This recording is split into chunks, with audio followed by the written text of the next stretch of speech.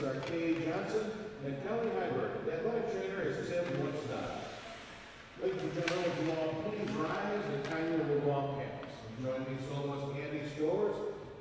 Gary Lichthart in the singing and playing of the Star Spangled Banner.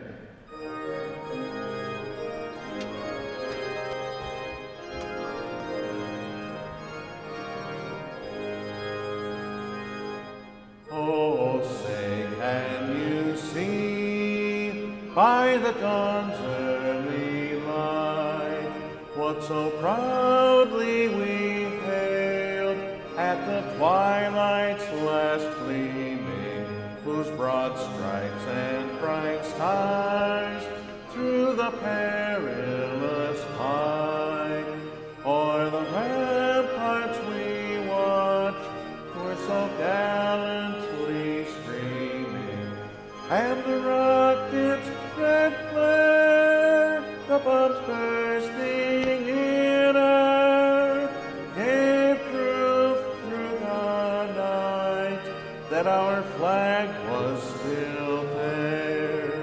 Oh, say does that star-spangled banner yet wave o'er the land of the free and the home of the brave.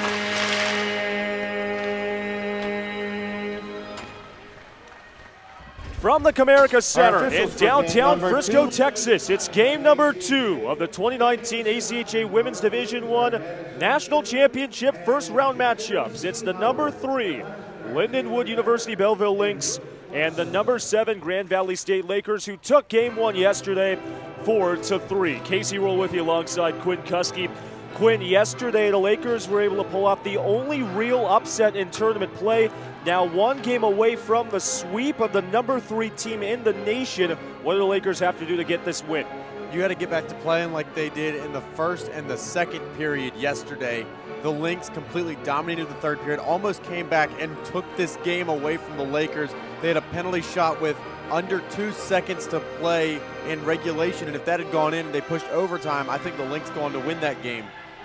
So if you're the Lakers, get back to first and second period, how you played then. If you're the Lynx, other way around. You got to play like you did in the third. And Quinn, an interesting thing we just saw pregame right here. Yesterday was the Lakers at their bench doing the pregame rituals. Today, it was in between the pipes in the crease, and that was where yesterday how the Lakers were able to hold on to the win. Lauren Allen was phenomenal in between the pipes. Lauren Allen, not only on this tournament, but the story of the season for the Grand Valley Lakers. Without Lauren Allen, they're not where they are now.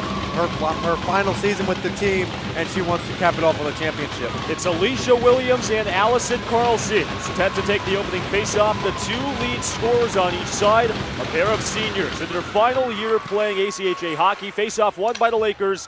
They move from right to left. It's Carlson holding at the right hash mark, banks it off the far wall to a streaking Sally Her at the right point, nudged off the puck.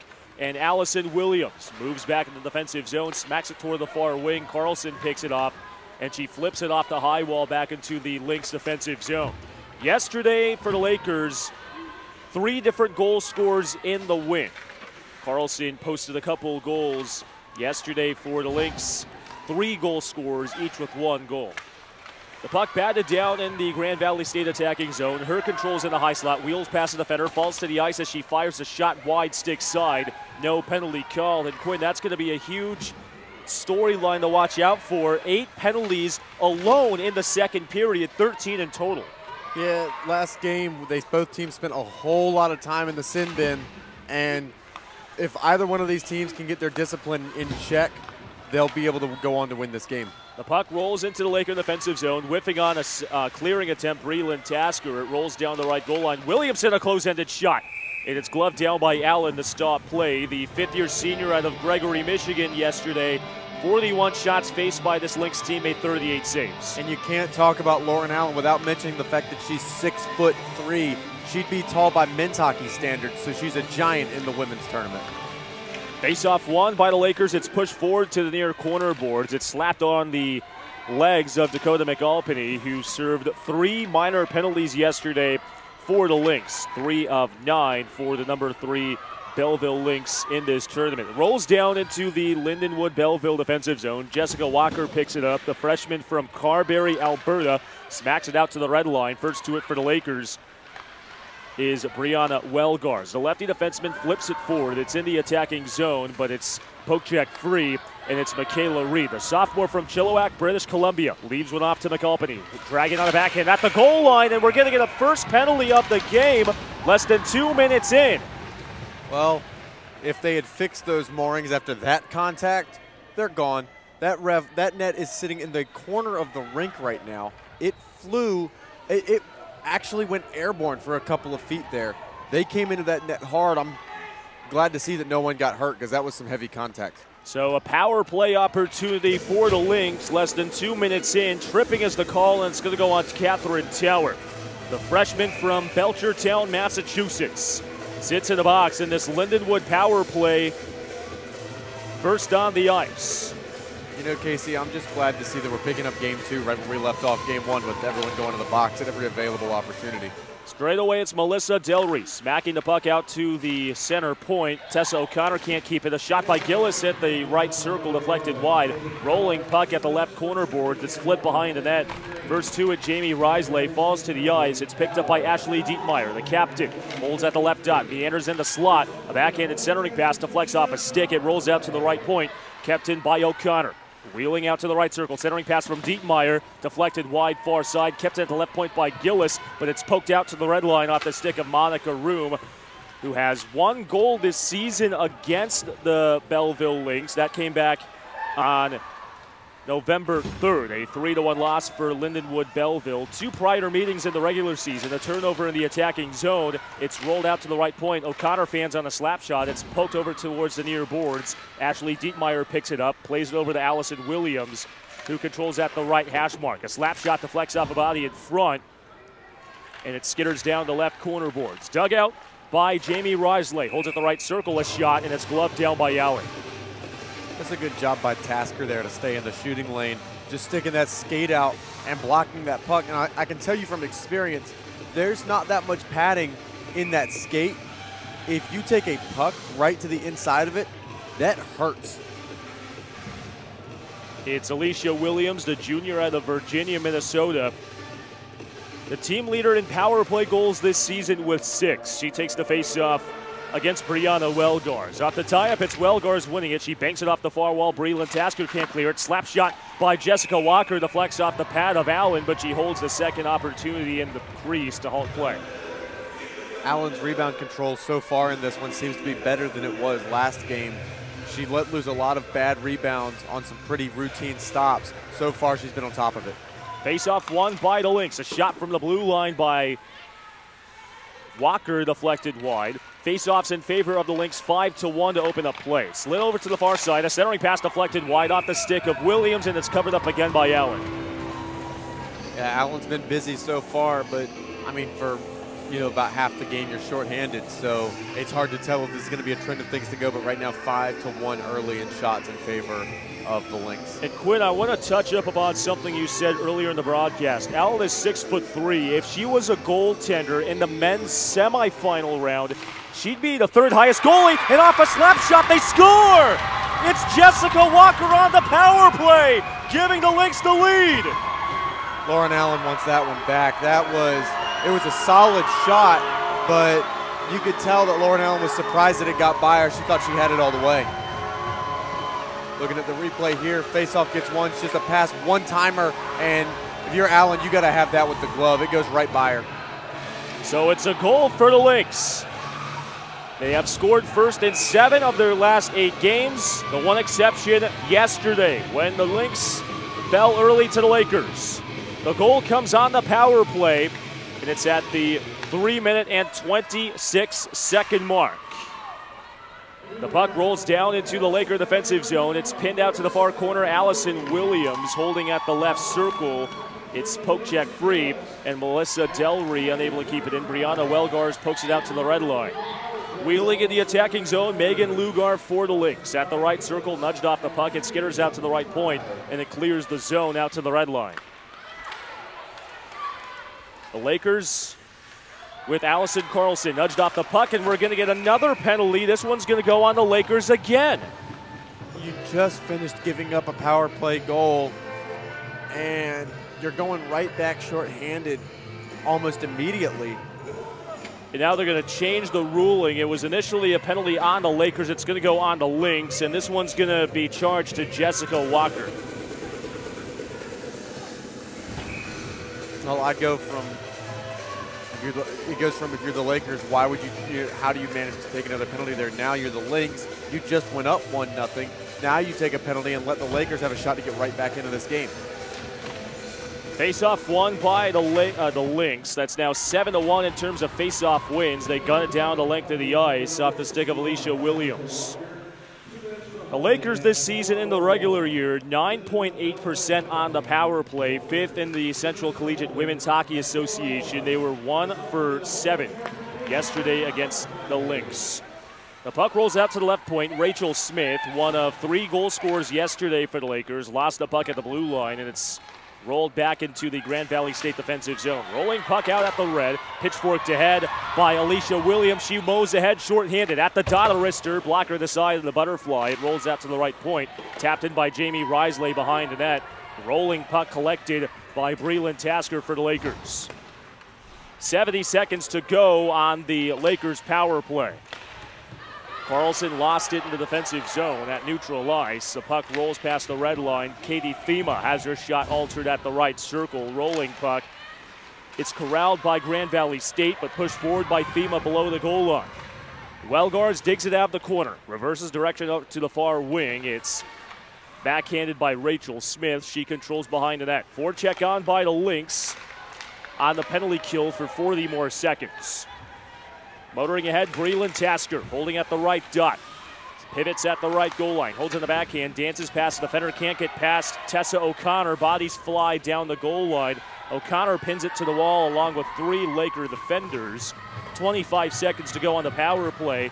It's pushed forward by Grand Valley State with Alex Brinkman. She can't play it forward, and it's gunned down by Thema as the Lynx make a line change. Yeah, right now this Lynx power play this Lynx kill has been fantastic. They've spent most of the time in their offensive end, and that's a great place to kill a penalty 200 feet away from your own net. That'll do it for the power play. The Lakers only getting 2 shots on net in the man advantage. It rolls down, and it's called as an icing. Definitely a tough sequence there for the Lakers. You watch the power play get killed by the Lynx with ease and then follow that up with an icing of the puck, putting that faceoff right back into the Lynx offensive end. It's Ashley Dietmeyer, the 5th-year captain from Danbury, Wisconsin, taking a faceoff against Carlson, and Dietmeyer pushes it toward the goal line. It's stick free by Mackenzie Drost. She guides it below the right goal line. First to the puck for the Lynx, Brooklyn Bell at the right point, smacked back in by Jamie Risley at the right goal line, and now the half wall. The Lakers control in the defensive zone. It's Alex Brinkman falling to the ice, but pushing it forward to Wellgars. Dances past the defender, chips it off the wall, but it's smacked back in by Risley out to neutral ice. Wellgars first to play it out at the red line. Shots on goal, 7-1 in favor of the Lynx so far. Less than 7 minutes into the opening period. Game number 2 of this best-of-3 game series in the opening round. A shot from the high slot. Dakota McAlpany has it deterred wide. It's flicked ahead by Wellgars, but not out of the zone. Left point, Katie Stelling has the puck chipped off her stick on the backhand.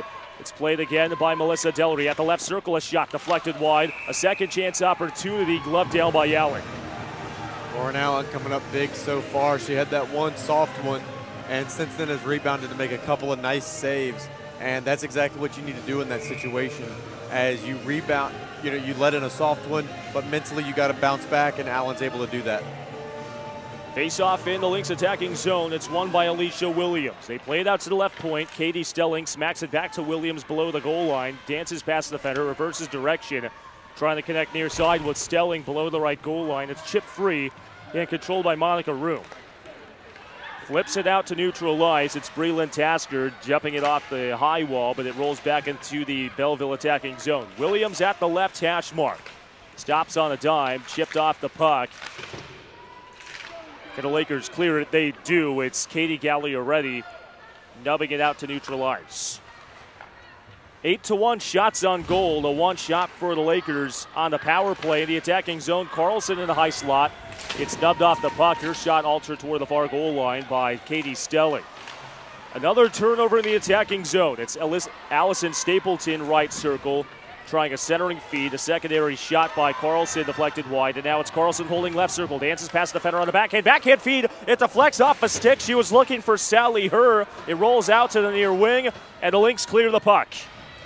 That's exactly what you want to do if you're the Lakers. Forced multiple turnovers there with the forecheck and wound up developing a pretty good chance out of it. Rolling puck in the defensive zone for Grand Valley State. Tapped in at the blue line off the stick of Katie LaCusta. Delayed offside. In the Lakers' control with Alexis Peterson at the red line. A high skying puck, first played by Delry. In the attacking zone, high slot has her shot deflected off the stick of Herr. It rolls up the near wall. It skitters up the point. It's tapped back in by Hallie Fisher. The Williams Lake, British Columbia native below the right goal line. A centering pass looking for Risley, deflected wide off a stick. It's controlled down the far side. Fisher, a shot deflected wide. It's poked out to the far circle and behind the net.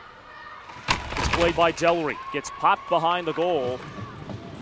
It pops up high in the air, and it's played by Tessa O'Connor by the left circle. Nudged off the puck by Allison Stapleton. She pushes it out to the red line. And Quinn, another big battle out at neutral ice. This is something that we saw a lot of yesterday. Yeah, and right there following that battle, Stapleton was wide open for a breakaway cross ice. Puck just couldn't quite get there. A good tie-up by the Lynx.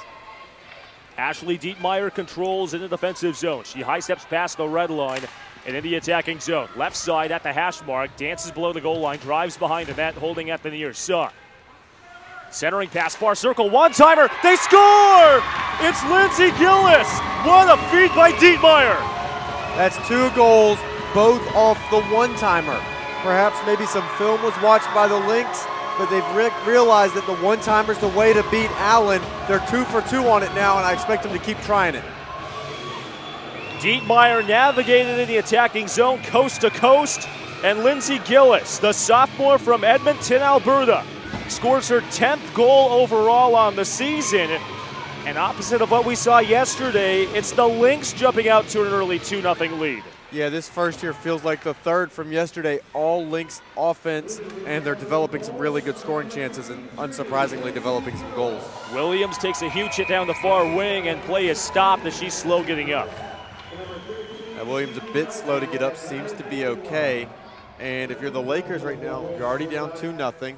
You're at about the halfway point of the first period, and now you're going down shorthanded. Another delayed penalty call. It's Taylor Lampard sitting in the box. And it's the senior and the former product of the Bell Tire hockey program up in Michigan sitting in the box for interference.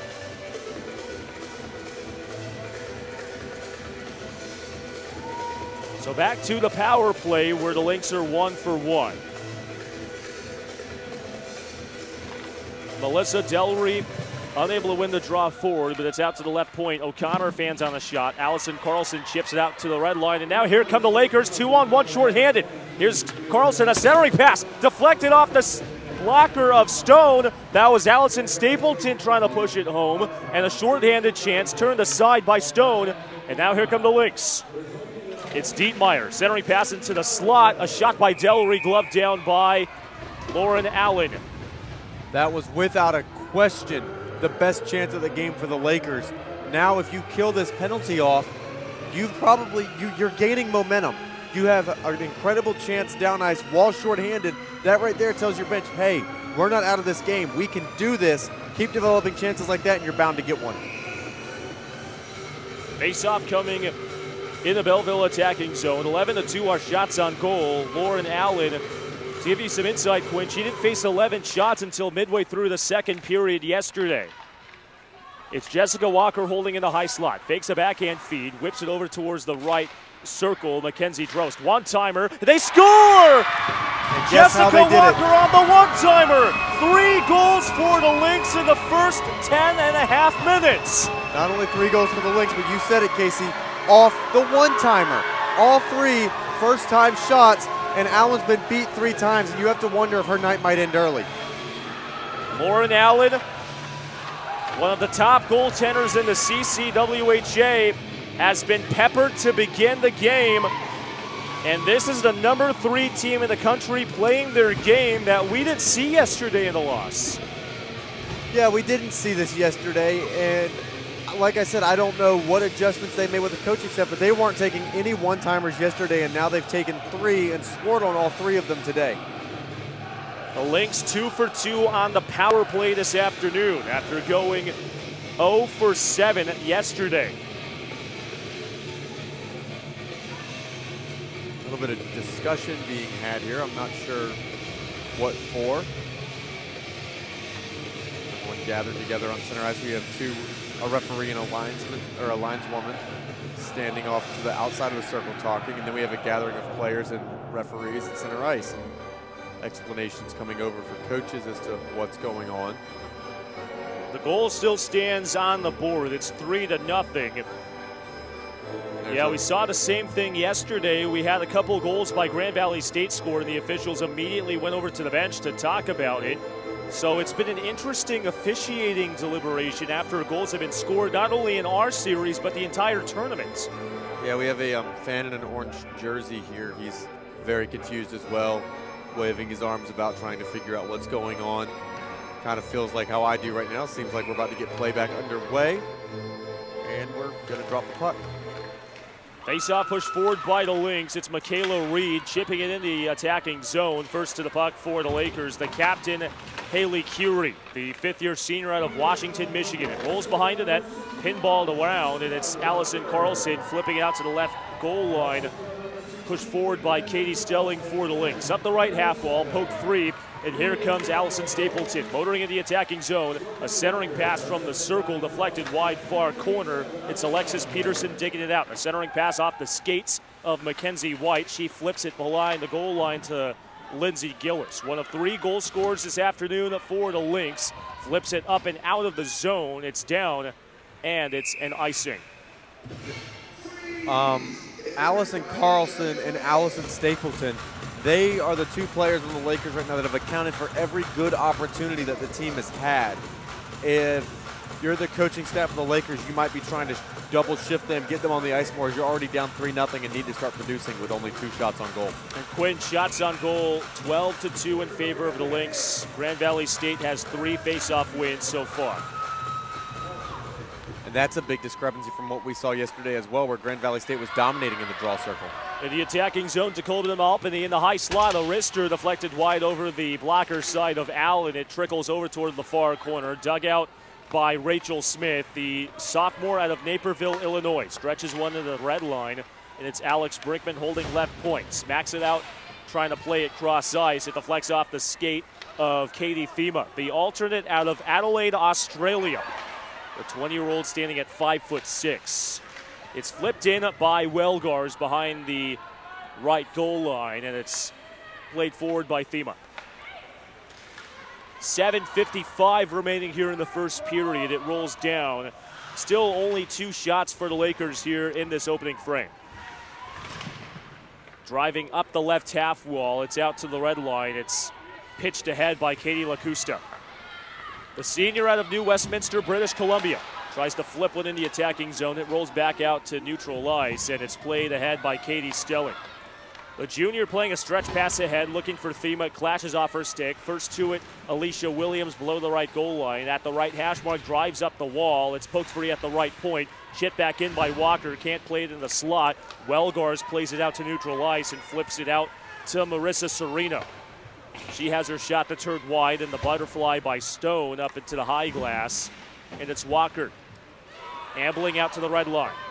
Past the blue, holding at the right hash, driving below the goal line, gets pumped off the puck, puts on the brakes below the net, behind the net. It's flipped out to the right point. It's Delry holding. Rister deflects wide in the slot. A rebound, no. After the right point, here's a shot by Delry. Deflects off a body in front. A rolling puck. It squirts out to the far circle.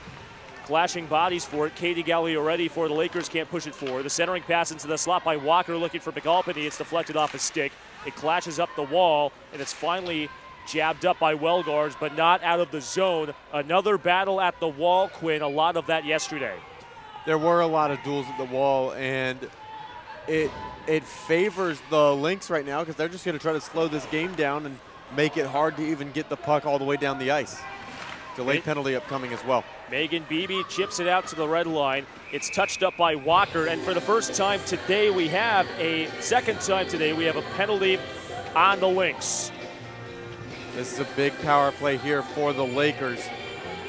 Down 3-0, still 6:11 to go in period number 1. Definitely a lot of hockey still to be played, but you don't want to stay down against this Lynx team for too long. So it's Melissa Delry, the sophomore from Hannon, Ontario, sitting in the box. And it comes at the 13-minute and 49-second mark in the first. 4 combined penalties here in the opening frame. It rolls out to the right circle. It's chipped out of the stick of Brianna Welgars, and here comes Dietmeyer on a breakaway. Left circle, hold, spinning, backhand shot. Flipped wide, glove side. It's dug out by Welgars near side. Smacks it to Rachel Smith, and she plays it ahead to Allison Carlson. That's twice today that we've had a shorthanded opportunity. Yeah, and a fantastic play by Tasker there to get back and contest that shot, or else it probably we're looking at 4-0, and Tasker able to keep her team in it. Right circle, it's Taylor Lampard, a wrister deflected wide. Lampard at the dot, a centering pass way off target, looking for Rachel Smith, one of 4 goal scorers yesterday for the Lakers. Flashes off her skate. It's flipped out to the red line off the stick of Lampard. Clashes out to neutral ice, and it's backhanded ahead by Lindsay Gillis. 3 shots for the Lakers here so far, with 5:14 remaining in the opening frame. 12 shots for the Lynx. It's Rachel Smith, the sophomore out of Illinois, holding at the left hash. A wrister deflects off the glove of Hannah Stone. Puck still free, but it's cleared out to neutral ice off the stick of Jessica Walker. Hannah Stone yesterday for the Belleville Lynx faced a total of just 19 shots for Grand Valley State. The Lakers were completely outshot on the boards, but it was GVSU controlling the pace of the game in terms of scoring. Yeah, Grand Valley didn't have a lot of shots, but they had a lot of really good shots, and every time they had an opportunity, they capitalized. Rolling puck at the left point. It's chipped back in by Megan Beebe. Nice to see her back on the ice. She took a huge hit in the second period, late in the second period yesterday, and went out to the bench and then to the locker room. It's pitchforked out to the red line by Dakota McAlpany. 5 seconds left on the power play. One last rush by Welgars at the left circle. Her shot to turn, and that'll do it. Grand Valley State 0 for 2 on the man advantage. Rolls out to the right point, tapped in by Haley Carey at the right circle. She holds at the hash mark, flipped in below the right goal line off the stick of Welgars behind the net. It's finally played by Stapleton. She backhands it below the right goal line, deflects in the slot, and we're going to get another delayed call. This one's going to go on Grand Valley State. 3-on-2 numbers for the Lynx if they hurry. Centering pass, deflects off the stick of Dietmeyer. Rebound, the shot by Reed, deflects off a sprawling stick save by Allen. And Allen's down and injured. A fantastic save by Allen, keeping her team in this game, but now might have been her final act in this tournament as she's down and hurt, and we don't know how seriously. Penalty's going to go on Allison Stapleton for Grand Valley State. That's the second penalty on the Lakers here this opening period. Allen slow getting up. She's on her feet right now. The training staff, she waved off the training staff, said she's okay. Yeah, they were heading into the slot, but Allen put up her stick and was waving them off, saying, "I'm good to go." So a good sign of encouragement out of the 5th-year senior. Yeah, well, these girls, they're tough as nails, and it's going to be a whole lot harder to take them out than that save right there. Allen knows that she just robbed the forwards for the Lynx, and she's not done yet. Penalty on Allison Stapleton at the 16:26 mark for high sticking. And Quinn, it's another power play opportunity for the Lynx. 2 for 2 on the women advantage. Yeah, they're already 2 for 2, and they've been on one-timers, so watch for more of that here. Gillis, a one-timer right point. The flex off a stick. It skitters out to the high slot. It's pitchforked out of the zone by Rachel Smith out to the red line. It's Ashley Dietmeyer, the 5th-year captain, navigating the attacking zone. Stops at the left hash mark. A backhand centering pass deflects off a stick. It clears the zone and back down into the Belleville defensive zone. Shots on goal, 14-4 in favor of the Lynx, looking to try to avoid being swept by Grand Valley State. The puck deflects off of Allison Carlson's stick. She holds in the attacking zone shorthanded, trying to backhand centering pass, nobody home. It skitters out to the right circle, tapped in by Breland Tasker, and it's sticked aside by Tessa O'Connor. A shot by Carlson, deflected wide in the slot off of an initial shot by Tasker. Rolls out to the left point. A trip, but no call. Another shot by Carlson, easily sticked aside by Hannah Stone, the leader in the nation in save percentage and goals against average. Going to take a lot more than that to get one past her. It will, but we have to highlight that shift from Carlson. An absolutely fantastic singular effort. Just killed off half of that penalty all by herself. Gillis, a centering pass looking for Alicia Williams, deflects off her stick. Jessica Walker driving below the right goal line at the hash mark, deflects out to the right point, kept in by Jamie Risley. Cycles on a forehand backhand, drives below the right circle, and now we get a whistle. The net's off its moorings. Yeah, lo and behold, the net comes off again, and again off not much contact. And you have to wonder, even if they'd done any work with the moorings last night, that net took a massive shot early in this first period, and that could have undone any of the work that they did. And Quinn, yesterday 6 times the net was dislodged. All 6 times it was down this end with Allen. Yeah, it comes to do with the Allen style of goaltending. She likes to push off the post. We highlighted on it. Stone doesn't push off the post when she goes from one side of the crease to the other, and Allen's skates have just a bit more force behind him, and she's knocking the net off. Walker drives and fires one, but Allen makes the save. 11-3 are face-off numbers, heavily in favor of Lindenwood. The Lindenwood Belleville Lynx entering the season, the number 3 team in the tournament. Grand Valley State number 7 in their first appearance in a couple seasons. It's Allison Williams, right point, flips it to Dietmeyer. She fires a shot, and a chest save made by Allen. Yeah, those are good to get shots on net, but those aren't going to beat Allen. You've had some stuff that's beaten her that maybe shouldn't have, but they've all been one-timers, so she's been moving. If she's set and has her angle cut off, she's not going to miss that puck. Face-off won by the Lynx once again. It's out to the right point, nearly intercepted by Taylor Lampard, but it connects down to near wing. Michaela Reed, right circle, a shot deflected wide. A tap back in attempt by Stelling, no. Williams flips it out to Reed. Pulling to Walker, straight away her shot deflected wide. Taking the carom off the end wall is Allen, and she gloves it down. It's a good effort by Allen there to recognize that puck was about to kick right out in front of her. Reaches the glove back behind the cage and scoops it up. 17-6 are shots on goal, so 3 shots by the Lakers over the last 3 minutes, and that's not a rate that you want to have if you're head coach Doug Wickstrom. No, not at all. And if you're the Lakers right now, you've got to get something going here, get this offense in gear. And they're starting out just as sluggish as they did last game, except this time they're falling down early. Face-off won by Lindenwood, rolls out to the right point. Gillis keeps it in, and that'll do it for the power play. For the first time, the Lakers have killed off the Lynx woman advantage. Belleville 2 for 3. Rolls out to the right goal line, tapped in by Katie Stelling, looking for Kenzie Droz. She controls at the right circle.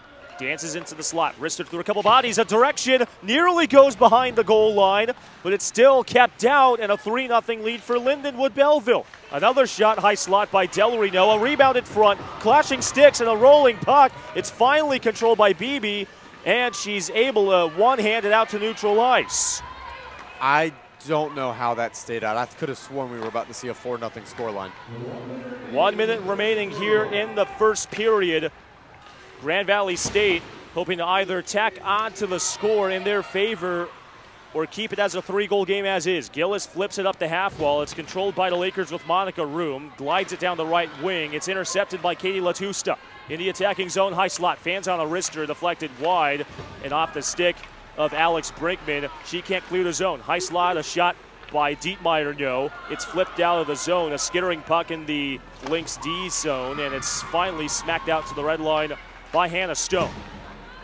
Gillis, fans on a clearing attempt. It rolls into the Lakers' side. 20 seconds remaining. Allison Carlson pinned to the wall in the attacking zone left side. It's the other number 14, Michaela Reed, smacking it on the backhand to Gillis at the red. She flips one on net. Allen forced to cover it down, and she plays it to stop play. And Quinn, that's something else we saw with Lauren Allen yesterday, with a lot of speed and a lot of ice to go before another Lindenwood Belleville defender came in.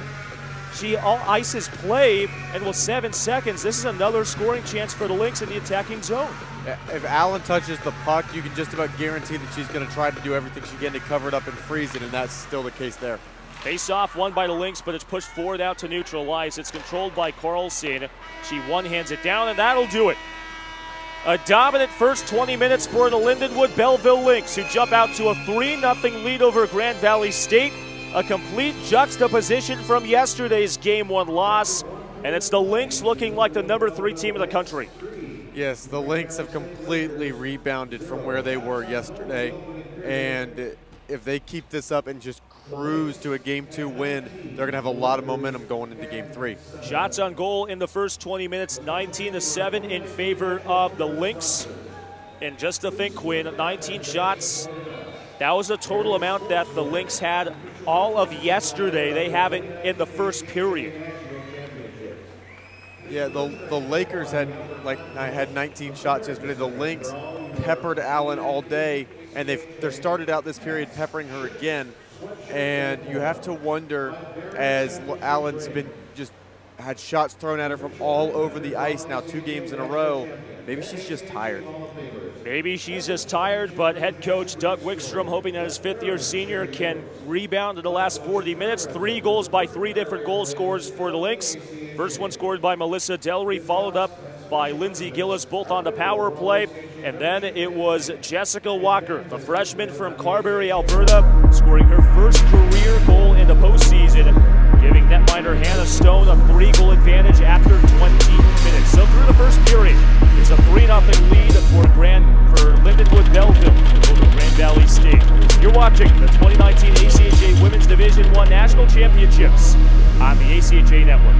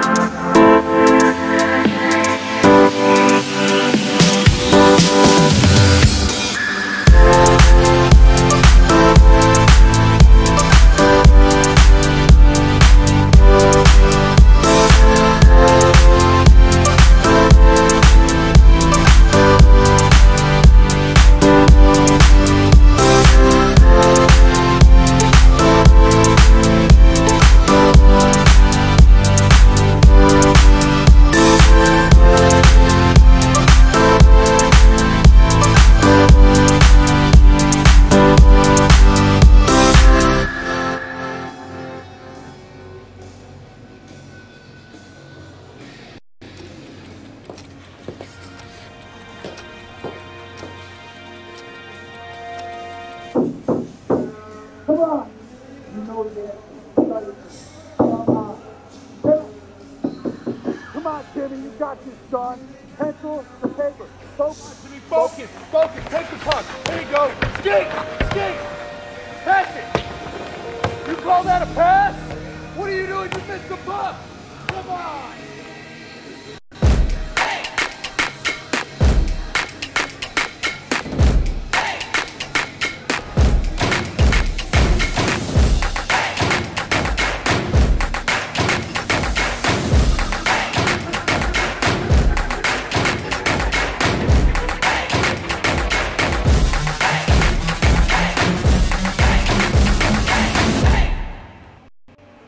Skating was hard at first. Sometimes I fell, but I always got back up.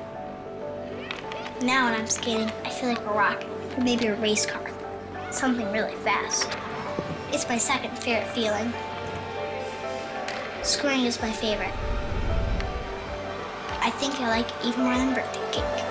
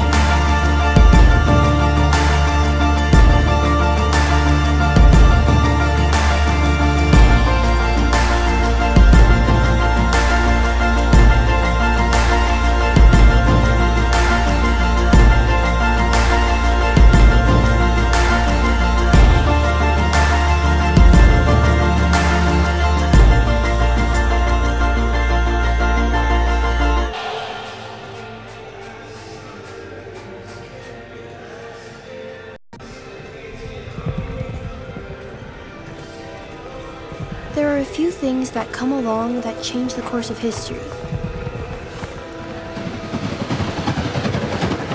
Inventions or developments that reshape society.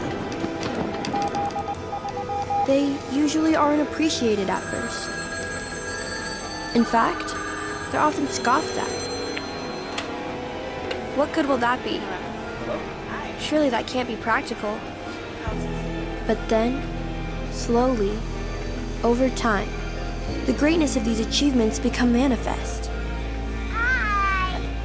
Until one day, you ask yourself how you ever lived without them. That's the nature of turning points. They bring us to new roads and new heights. They open doors we never thought possible. So it's important that we go forward, together. I'm here with Gina. That our growth might not just benefit the great, but the good also. In small ways, and in grand ones. Dad.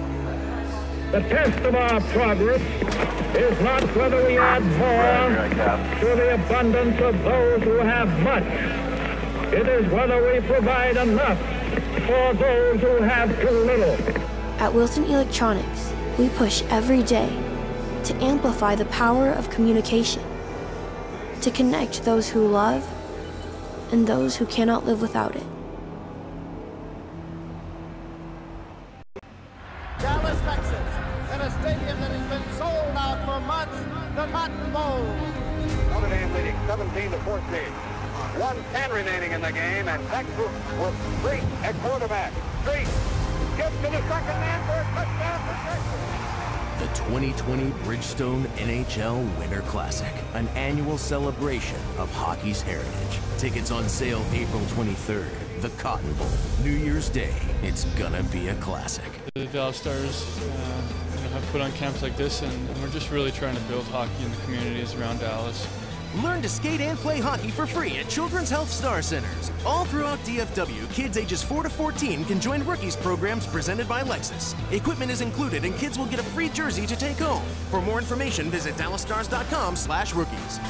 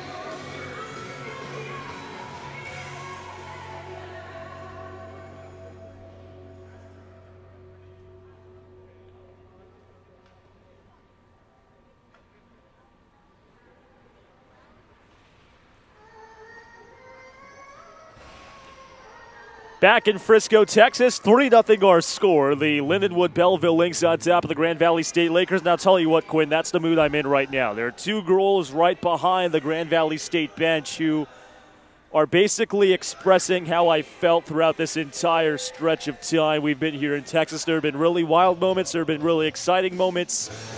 And really, that's just how I could describe it. If I had hair long enough to just flip by my ears and past my head, that's how I do it. Give yourself, what, a couple more months? You'll get there. Well, I just got a haircut about a couple of weeks ago, so that's also I can't play the guitar, and I mean my mom tells me I move like a pixelated cardboard box, so I don't think I could do that. She's left-handed. She's playing guitar left-handed. I mean, it's air guitar, but it's a guitar nonetheless. See, whenever I go to the batting cages, I go and bat left-handed because I'm a better lefty hitter than I am a righty hitter. But something that this Lindenwood Belleville Lynx has done better today, get on the board. They're up 3-0 on the Lakers through 20 minutes, something that they couldn't do, score 3 goals until the final stages of the third from yesterday's game. Yeah, the Lynx have completely turned their game around, and they've dominated this first frame. If you're Grand Valley, you've got to try to turn things around. You've got to get back to where you were yesterday. And if you can't, maybe you start resting players and looking forward to tomorrow, because if this game keeps getting more and more out of hand, I think you pull Allen, put in the backup. Allen coming off a torn meniscus, so she's been struggling a little bit to move laterally. I think that's why she's been susceptible to the one-timers in this game. If you're Grand Valley, perhaps you look at maybe pulling her. If you go down 5-0 and you're out of this game, there's no reason to leave her in. The backup goaltender for the Lakers is Morgan Lang, another senior. So both goaltenders on this Grand Valley State team in their final seasons with the program. If there is to be a game number 3, it will be tomorrow afternoon at 1 p.m., a third and possible deciding game. We've already seen Miami University sweep Michigan State, winning 1-0 here today. They're moving on to the semifinals, where they will play a winner-go-home game. The first round is a best-of-3 in the women's tournament. Yesterday, these Lakers upending the number 3 Lynx 4-3. It's the two senior alternates, Allison Carlson and Alicia Williams, taking a face-off at center. It's pushed forward by the Lakers in the attacking zone. Left circle, Sally Horace shot, whistles wide behind the net. It's controlled by the Lynx. It's Jamie Risley. The junior from Waterdown, Ontario, can't clear the zone. A shot from Hoare deflects off the stick of Carlson in the slot. She controls at the left hash mark. Reverses direction and plays it to Allison Stapleton. Her shot deflects wide. And now it's Lindsey Gillis, the defenseman from Edmonton. Sachets in the attacking zone. High steps down the far side. Her shot deflects off the stick of Allen. Another rebound try down the far circle by Reed. Gobbled up by Allen to halt play. Allen on top of it early, jumping on that puck, holding on for a draw. If you're the Lynx, keep doing what you've been doing. The Lakers kicked off this period, though, getting right on the attack. That's what you need to do. So 36 seconds into the second frame, already a sense of desperation and further energy from this Laker team. We did see in the first 20 minutes a shot from the right point deflects off a stick in front. Fighting for control of the puck, it's Jessica Walker holding at the left point. Her shot detected wide, and it's dug out of the far corner by Dakota McAlpany. Flips it down the near wing, dug out by Sally Hoare. Can't clear the zone. Walker holding left point, fakes a drive, now a shot off the stick, and now the glove of Allen. It pinballs down the far wing and out straight away. Walker holds, drives into the high slot. Her shot chested down by Allen. It's another good save from Allen. We've seen that move a few times where she goes from the stands and drops into the butterfly as the shot's hitting her, and from what I've been able to tell, for her goaltending style, it makes the puck easier to corral. A standing save, and she fell to her knees, something we also saw yesterday. That happened yesterday. The puck nearly bounced out of her glove and into the net, so an interesting choice to go back to it here today. Face-off won by the Lakers. Only 3 face-off wins in the first 20 minutes. In the attacking zone, left circle, a shot by Beebe, whistles high over the crossbar. Dug out at the near corner by Hallie Fisher. The junior from Williams Lake, British Columbia, flips it toward the far corner. Michaela Reed dumps it out to the red line, and here come the Lynx if they hurry 2-on-1. Centering pass, backhand feed. Melissa Delry can't keep it on her stick. Scored 1 of 3 goals for the Lynx in the first 20 minutes. Inches away from possibly getting a good opportunity for number 2. Yeah, I think Delry was intending to pass that back across the net mouth. A shot from the left circle. Katie Stelling, blocker to the side by Allen. It flipped out to the far circle. A centering pass by Reed looking for Stelling. The flex off a stick. It's controlled again by Reed. Jams it over the Drost. Behind the net. Backhand shot, no. Another opportunity at the near goal line. Close-ended shot, and Allen gloves it down. The Lynx there going to try that wraparound shot. Allen shoots across the net mouth, closes off that side, not letting that one get by her. So first minute and 58 seconds. Shots on goal in this frame in favor of Grand Valley State. 2-1 to begin play. And that's exactly what you need to do if you're Grand Valley State. You got to turn this game around, get shots in your favor. One-timer off the draw by Stelling, deflected wide stick side, kept it at the right circle by Katie Latuska. Centering pass deflects off a body, and Allen falls into the pipe, and the net comes off its moorings. Yeah, and we talked about here at the top of this period, Allen having torn her meniscus earlier in the season, and you have to call into question that point where she was down and injured in the first, and if it could be a reoccurring injury of that type.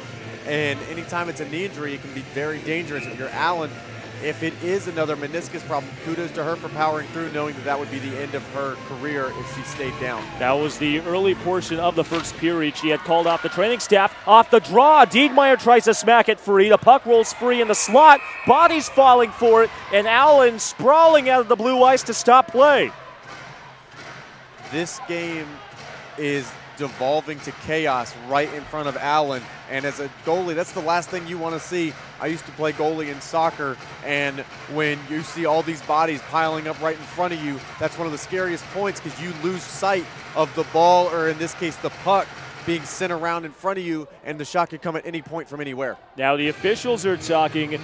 They might be conversing about a possible interference or a penalty on Grand Valley State's end, because it looked from up here, and that's what the Lynx are trying to convey, that there was some jabbering in front of the blue ice that could result in another penalty shot. We saw that yesterday. Yeah, we also saw Sally Her jumped on top of the puck and kind of tried to cover it up with her body, and she's going to the box, and she's trying to say that it was pinned up against her leg, but the refs are going to say that she covered it with her hands, which is what I saw as well, and she's probably getting a delay of game for that. So a very late penalty by the officiating crew, and it's Horse sitting in the box.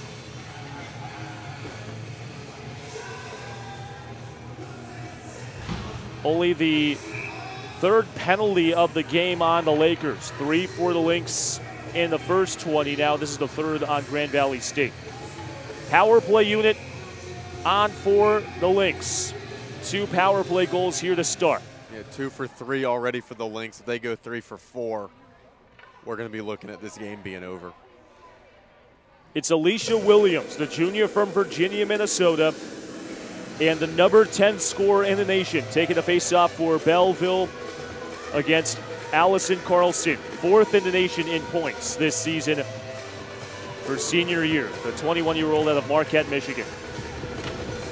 Face-off won by Carlson, only the 5th draw won by the Lakers here this afternoon. It's caromed out to the near corner. It's poked free at by Allison Stapleton for the Lakers. Pinned up to the left point. Williams flips it behind the net. First to it for Belleville. Katie Stelling tries a centering pass, nobody home. Drives up the left half wall. First to it, Jamie Risley at the left dot. Nudged off the puck, and it's flipped out of the zone by Carlson. She races down for it, but it's won by Jessica Walker. One of 3 goal scorers today for the Lynx. Scored one of those 2 aforementioned power play goals. It's Mackenzie Drost driving below the right goal line. Holds in the backhand, puts on the brakes behind the net. Scrum for the puck, a couple bodies falling behind.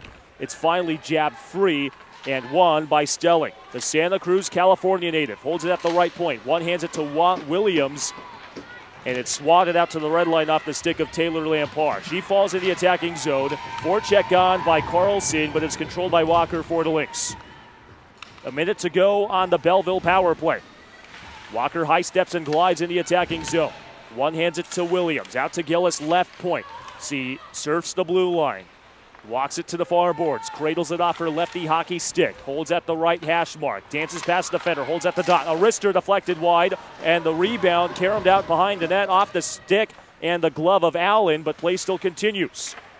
It's Gillis centering, deflected wide, nearly past the pad of Allen. Puck still rolls free in the high slot. O'Connor, a slap shot. They score! Tessa O'Connor on the power play. Puts the Lynx on top 4-0. The Lynx power play has been phenomenal. Now hitting at 75% on the game. That one not coming off the one-timer. First goal not off the one-timer this game. Now my question is, was that deflected on its way? There's so much traffic out in front. It looks like it comes in clean, but there's no way Allen ever saw it. This would be our best look at seeing if it changes direction at any point.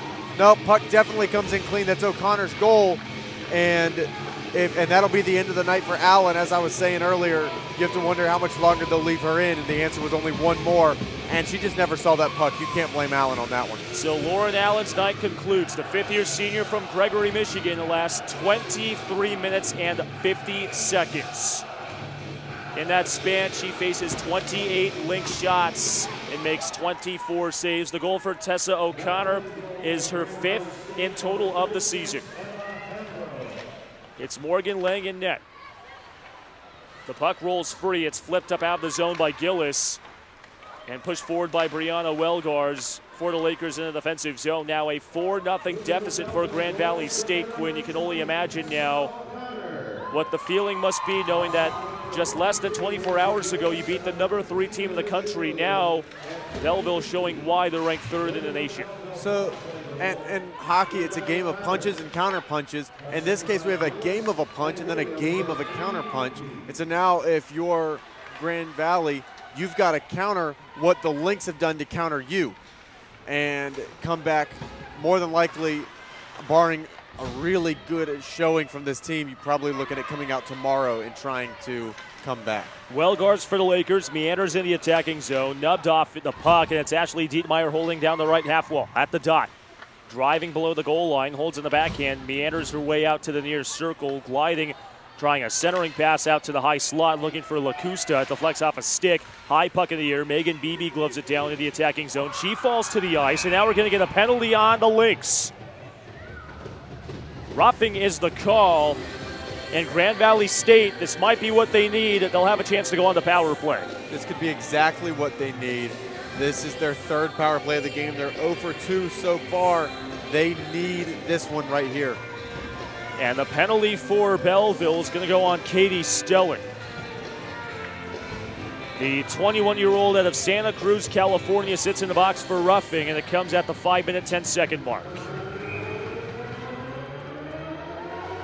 It's Allison Carlson, the team leader in power play goals for the Lakers, winning the draw. Holding at the right point, Sally Hoare. Straight away out to the right circle to Taylor Lampard. Fakes a drive out to Hoare. A shot deflected wide. Rebound in front. They score! It's Allison Carlson on the doorstep. 11 seconds into the power play. The Lakers are on the board. Carlson has been playing a spectacular game all day. And finally, she caps it off with a goal. If anyone on this Grand Valley team deserved one, she did. And just like that, it's 4-1. And perhaps here come the Lakers. The puck rolled free in the high slot, took a wicked carom out in front. It deadened at the goal line, and Carlson was right there to tap it home for her team-leading 25th goal of the season. And perhaps if you're Grand Valley, it's looking similar now. 9 shots, 1 goal. They didn't have a lot of shots last game, and they produced 4. So Stone, they've seemed to got her number. They just got to get shots on goal. It's Carlson's 2nd goal of the tournament. 1 of 4 goal scores yesterday for the Lakers in the 4-3 win. Has put Grand Valley State on the board here against Lindenwood Belleville. A game in which the Lynx try to extend for a do-or-die Game 3 tomorrow. The Lakers looking to punch their ticket to the semifinal with a win this afternoon. If you're the Lynx, now this Laker power play's feeling itself, so stay out of the box. Face-off won by the Lynx. Their 4th in this period. A shot, they score! It's Alicia Williams! The number 4 scorer in the nation scores moments ago, and Williams, the number 10 scorer in the nation, responds 14 seconds later. It's 5-1 Belleville. And that is the first shot taken on a cold netminder. Just throw it on frame. You never know what's going to happen when a goalie doesn't get to go through warm-ups, and that can be what happens right there. An easy goal for the Lynx, and it's 5-1. Alicia Williams the junior from Virginia, Minnesota, strikes for her 22nd goal of the season. That leads the Lynx on the year. It rolls down. Lindsey Gillis plays it for the Lynx. She smacks it out to the red line. It rolls past a couple of sticks. First to the puck for the Lakers, it's Monica Room. And just like that, Quinn, when Grand Valley State gets life, the number 3 team in the country closes the door and inches closer to a do-or-die game tomorrow. Yeah, the Lynx almost acting like a Dementor from Harry Potter, just snatching the soul right away from this Grand Valley team right when they got back into it. Morgan Lang blockers it aside. The senior standing at 5'9", still a tall figure in net, but not the size of Lauren Allen, standing at 6'3", 170. And one can only hope that her health is good enough for tomorrow. You don't want to have your best players on the bench for a do-or-die game. And that could be the exact reason why the coaching staff went ahead and pulled her. They knew she's not playing at 100% after going down in the first. No reason to risk her health in a game that's already at 5-1. Rolling puck, Michaela Reed settles it down, swats it out to the red line, tapped in on one hand by Megan Lugar in the attacking zone. It's controlled in the high slot in the backhand centering feed, looking for Reed, deflected wide to the far corner. It's tapped out into the high slot. Holding on a one-timing attempt was Katie Stelling. It rolls past her skates in the high slot. A shot deflected off a couple bodies. And the alternate, Michaela Reed from Chilliwack, British Columbia, glides up the right half wall. Sweeping pass out to Stelling. Her shot deflects off a stick and bounces into the mesh. Couple of good saves there for Lang, and that's exactly what you need if you're the Lakers right now. If you're Lang specifically, you came in cold and let one in early, and this kind of gets you back in the swing of things. Faceoff comes in the Grand Valley State defensive zone. Only 9 shots so far for the Lakers here this afternoon. Faceoff won by Belleville. It's tapped in by Jessica Walker up the left half wall. Pinched up the glass. Rolling puck near the near hash. Couple bodies scrumming for possession just above the goal line. That's finally taken away by Sally Herr. And she flips it out past the blue line and into the attacking zone near side. At the right point, stops on a dime. A wrister deflects off a stick, crosses off the pipe far side. That nearly trickled off the skate of Tessa O'Connor. Yeah, that went off the skate of O'Connor and just about went in far side on Stone, and she didn't see it coming, so wasn't prepared for it. So a disaster avoided by the Lynx. And the Lakers fighting for it at neutral ice. Katie Gaglioretti, the sophomore from Shelby Township, Michigan, pokes it in the attacking zone. Bodies falling on the ice. No penalties called, and that's something that's been a high amount of today. A total of 7 penalties so far. And the sad thing, Quinn, is yesterday there were 13, so today seems like a pillow fight compared to yesterday. Well, so far we're not even halfway through the game and we're already at 7. So if you want to do the math on it, that'd put us at 14, which is worse than yesterday. So I wouldn't rule it out yet that we have another outrageous number. And the biggest thing, too, out of the 13 penalties yesterday, 8 were in the second period. So if the trend continues, we might be in for a very lengthy power play unit this entire frame.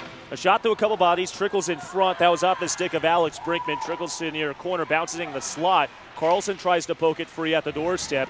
Rolls behind the net. Flicks it to the left goal line, Stapleton. Back to Carlson, trying a centering pass that deflects off the stick of Jamie Risley behind the net. Chips it out towards Ashley Dietmeyer. Plays it off the high glass, it out to neutral ice. And now here come the Lynx. In the attacking zone, it's Katie Thema. Her shot deflected wide. A rebound in front. Dietmeyer tries to poke it past the skates of Leg. It deflected out to the right point. Tapped in by Stelling. It still rolls free. She fires a spinning wrister, and that deflects off the stick of Lang and bounces up into the mesh. So far, the Lynx just continuing to out-hustle and outplay the Lakers in this second period. And you've got to do something if you're Grand Valley. Even if at this point you don't think you can win the game, try to get some momentum going into the next game, which is exactly what the Lynx have done. They didn't win yesterday, but they had all the momentum in the third, and that carries over into this game. Especially scoring 2 unanswered to close the third period. And to get the adrenaline pumping, too. They had a penalty shot with less than 2 seconds to go. Even though they weren't able to convert, you can only think that the energy continued to persist just less than 24 hours ago.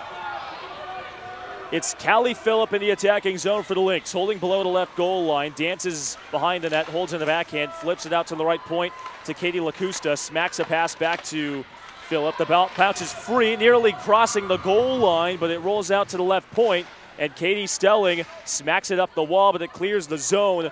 Nearly another bounce that went against the Lakers. That happened twice yesterday. Yeah, Lang had no idea where that puck was. She got really lucky that she had a defenseman there and it wasn't a Lynx forward, or else we're looking at 6-1. It rolls down the right point, kept in by Katie LaCusta. Her drive, stick the side, and the butterfly by Lang. It trickles out to the near corner. It's pinned to the wall by a couple defenders, and the Lakers finally control the puck out at neutral ice. Far corner, it's Rachel Smith, the sophomore out of Naperville, Illinois. Banks it behind the net as Grand Valley State makes a line change. Katie Stelling guns one up the near wall. Dakota McAlpany in the attacking zone. A centering pass deflects off a body in front. That time Hallie Fisher first to it behind the net. It trickles up the near wall on the backhand. Tapped in by O'Connor. The latest goal scorer for the Lynx. The centering pass deflects off the skates of Michaela Reed. Another pass out in the slot, but O'Connor keeping it in left point. Cross ice feed to the right side. Jessica Walker, centering pass in the slot, smacks off a couple sticks, and it's Beebe clearing the zone for the Lakers. 34-12 are shots on goal, heavily in favor of Belleville. From the right circle, a wrister by Thema skitters wide over the crossbar, flipped out to the left point. O'Connor rims it down the near glass. Kept in, a backhand centering feed by Reed, deflects off a stick. Left circle, O'Connor back to Reed. Holding behind the net, pivots past the defender, falls to her knees. No penalty called. It's worked up the near wall. Katie Gagliaretti can't clear the zone. It's kept in by Michaela Reed. Pins it to the wall, and if you're the Lynx this point, Quinn, you're just trying to kill some time. That's exactly what the Lynx are doing, keeping it in the attacking zone. Yeah, the Lynx are playing like a football team that's up by 5 or 6 scores. They're just trying to run out the clock at this point. Still 8.5 minutes to go in the second period. The puck is up the wall, and it's finally cleared. Megan Beebe controls. The junior from Livonia, Michigan, dances past the defender, holds in the neutral zone, and finally flicks it behind the net. Grand Valley State makes a much-needed line change. That's the disadvantage of spending an entire game in your defensive end. It's hard to change, especially in the second period of the long change. And it's not like it's one of your second or third lines out there. That was most of Grand Valley State's top lines and defensive pairings, killing off what could have been another scoring chance. And now we're going to get a penalty. This one's going to go on the Lakers, and cross-checking is the call. You already have a power play that you're facing that's 3 for 4 on the game. They seem to have figured out this Laker kill, and they figured out how to take advantage of it. And the Lakers, they keep going to the box anyways, and you're already down 4, and if history's bound to repeat itself, you're about to be down 5. It's Alexis Peterson sitting in the box for cross-checking. The transfer from Marian University. Sits for 2, and another power play chance for the Lynx. 3 power play goals today. They're 3 for 4 on the women advantage. The puck rolls out to neutralize Lindsey Gillis. 1 of 4 goals today, 1 of 5 goals today for the Lynx. Rolls out to the right point. A shot off the stick of Gillis. Bounces off a skate in front. It trickles out to the left goal line. Jessica Walker keeps it in. The freshman out of Carberry, Alberta. Holds at the left goal line. Flicks it to Melissa Delry, who scored the first goal today. At the goal line, has her centering pass deflect off the skate of Breland Tasker. It trickles out to the right point, backhanded in by Lindsey Gillis. She holds at the right hash. It deflects wide and back out to Gillis, right hash. Fakes a defender, driving at the right circle. A shot deflects off the side of the net and rolls behind to Dakota McAlpany, the freshman. Pins it to the wall, a couple skaters with her. She works it to O'Connor. Left circle in the slot, fans on a possible snapshot at her knees. A backhand feed to McAlpany. A centering pass deflects just wide of Katie Stilling to the far circle, and it's finally cleared out of the zone by Allison Stapleton. Race for the puck. Carlson for the Lakers tries to win it. She cannot. It's flicked forward to Michaela Reed. Smack pass at center, intercepted by Brianna Welgars. So 35 seconds left to go in this Lynx power play. Only 2 shots for Lindenwood Belleville in this penalty kill. A good job so far by Doug Wickstrom's side. Yeah, far and away the best kill so far from the Lakers, and they needed this. It's Walker holding at the right point. Flicks it to Reed. She can work it back out to the point, but it's flicked wide, and here comes Sally Herr. Possible 2-on-1 shorthanded break. She whiffs on a centering pass, and it rolls past the stick of Rachel Smith. It's worked up the right half wall, and it's cleared in the attacking zone. Alicia Williams, a centering feed. The flex off a sprawling Wellgars at the left circle. The puck strums out to the blue line, and it's collected by Taylor Lampard. The senior glides ahead. A backhand feed to Peterson, who just comes out of the box. Another kill for the Lakers, their second of the game. Lindenwood 3 for 5. It rolls behind the net to Ashley Dietmeyer, the captain at the right circle. Arister to flex off a skate. It's kept in left circle. Katie Thema banks it behind the net. It's played first by Haley Curie, the fifth-year captain for the Lakers. Works it down the far wall. It's into high slot. Dietmeyer shot no. A rebound. Another opportunity trickles wide. Risley tries to poke it free, and it clears the zone right through the middle of LaCusta and Gillis. 5 minutes to go here in the second frame. It rolls down. Here's Mackenzie Drost. Dances past the defender. Full-on tackle in the slot. No penalty called, and it's stopped by Lang. The line between body contact and body checking, there's nothing that is defined in the rule book. It is almost entirely a referee's discretion, and it's tough when especially when you see a play like that, because it looks like two players just came together and then one got dumped afterwards. But it's hard to call that checking and not contact. Couple bodies fall at neutral ice. Jessica Walker controlling for the Lynx. Gliding in the attacking zone right side below the goal line. A centering pass deflects off the skate of Hallie Fisher. It rolls at the left hash, kept in by Belleville. Behind the net, faking a pass, Fisher. Worked out to the right point, Walker. Fakes a drive, smacks it back to Fisher, rolls underneath her skates. And behind the net, Wellgars flicks it up the near wall. Tapped up by Katie Gaglioretti further below the goal line, and it's controlled by Tasker. Breland Tasker, the sophomore out of South Lyon, Michigan. Flicks it down the length of the ice, and here comes Megan Beebe on a breakaway. In the slot, all alone, and it flings over the crossbar. A grade A scoring chance wasted by the Lakers. Megan Beebe all alone, and it sails high over the pipe. Yeah, and I get that Beebe was trying to pick a corner on that shot, but at some point, I would rather see you just fire it directly into the chest of stone than miss the net entirely. At least give yourself a chance to score. The puck rolls down, and it's iced.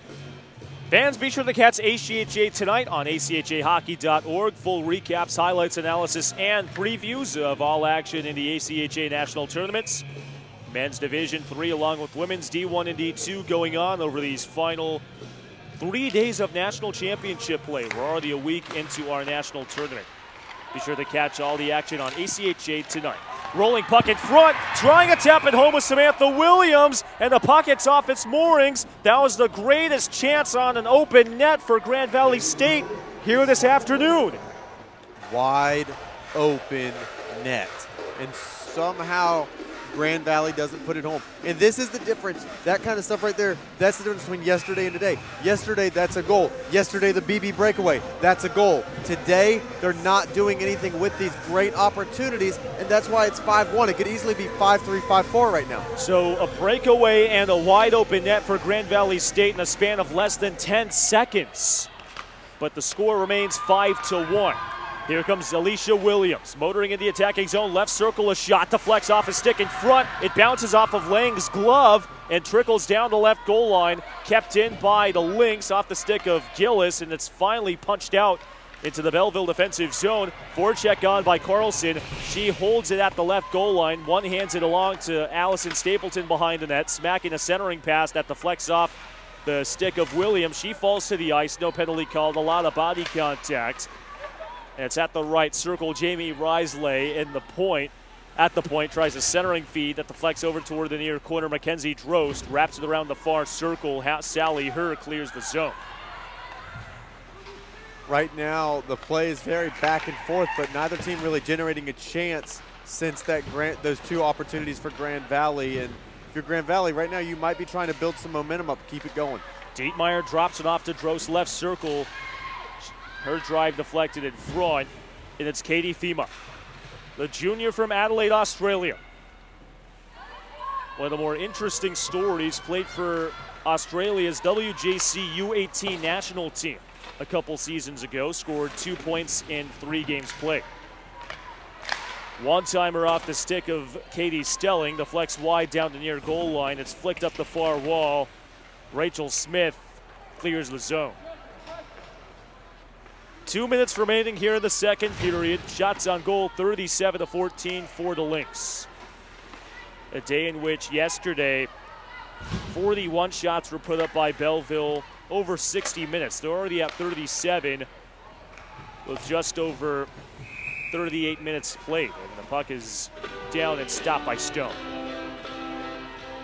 If the series were to extend to a third and deciding game, it will be tomorrow night. Game number 3 between Grand Valley State and Lindenwood University Belleville, 1 p.m.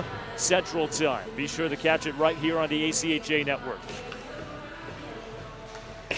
Face-off won again by Belleville. That's now 20 face-off wins in this game to Grand Valley State 6. And that is the biggest stat difference between game 1 and game 2 is like when I say stat difference, things that are going to show up on the stat sheet. It's that right there. The face-offs. Last game it was all Lakers. This game it's all Lynx on the draw. Jessica Walker, right point. Her shot deflects off a body in front. Michaela Reed pins it to the end wall at the right goal line. Backhands it behind the net. It's Monica Rue playing it toward the boards. It's kept in right circle. Dakota McAlpany. One hands it to Tessa O'Connor. 1 minute to go here in the second period. It's been a back and forth affair at times, but Belleville still a commanding 4-goal lead. At the right hash marks, kept in by Melissa Delry. One of 5 goal scorers tonight for the Lynx. She scored the first goal of the game at the 3-minute, 26-second mark. Katie Stelling drives behind the net. Holds at the left goal line. A centering pass just underneath the skates of Alicia Williams. It trickles out to the far corner. Tapped in by Katie Thema off the wall. A snapshot deflects off the mask of Lang. She didn't see it coming. And it bounces down the far corner. It's Gillis holding left circle. Snaps a shot. Deflects off a skate.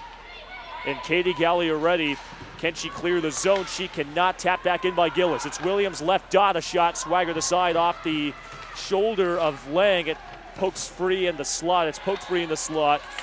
A centering pass, nobody home. It's kept out straight away. Jamie Risley back to Gillis. She fires a shot at the buzzer, but it wouldn't have counted anyway. It bounces off a body, and through 40 minutes, Quinn, it's 5-1 for the Lynx.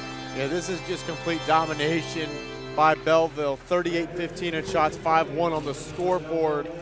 If you're either one of these teams at this point, you're probably playing your third, fourth lines a bit more, letting those lines that usually log a lot more minutes rest, as this game is pretty much over through 2. It was a goal scored by Tessa O'Connor at the 3-minute and 50-second mark in the second frame to begin scoring for the Lynx.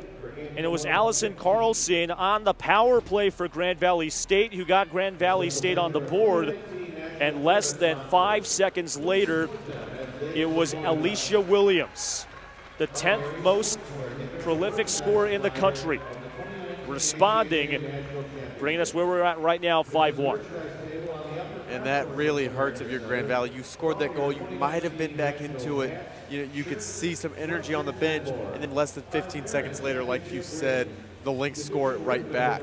And that just takes all the life out of the team.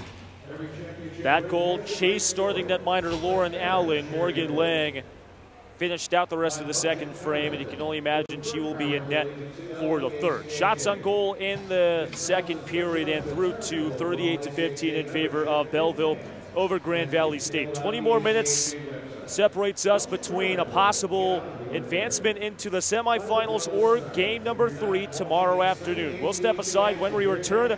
The third period between Grand Valley State and Lindenwood Belleville. The Lynx lead the Lakers 5-1 through 2. You're listening and watching to the 2019 ACHA Women's Division I National Championships on the ACHA Network. Protecting skate blades all over the world since 2004. ACHA Protect is also the official provider of the Corona Fed goal anchors we utilized in the 2019 National Championship Tournament.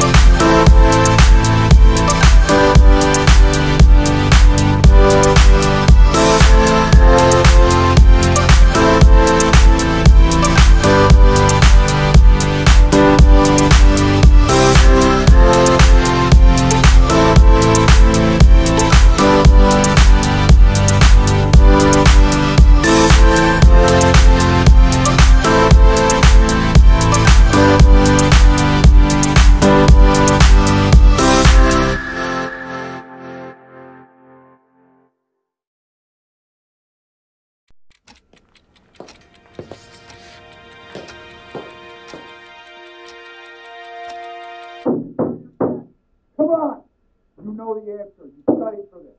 Come on. Timmy! Come on, Timmy. You got this, son. Pencil to paper. Focus. Come on, Timmy. Focus. Focus. Take the puck. Here you go. Skate. Skate. Pass it. You call that a pass? What are you doing? You missed the puck. Come on.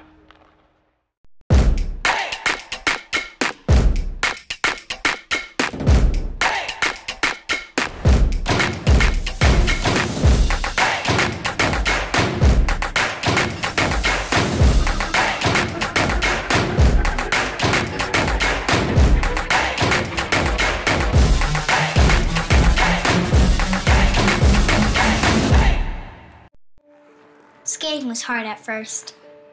Sometimes I fell, but I always got back up. Now when I'm skating, I feel like a rocket, or maybe a race car. Something really fast. It's my second favorite feeling. Scoring is my favorite. I think I like it even more than birthday cake.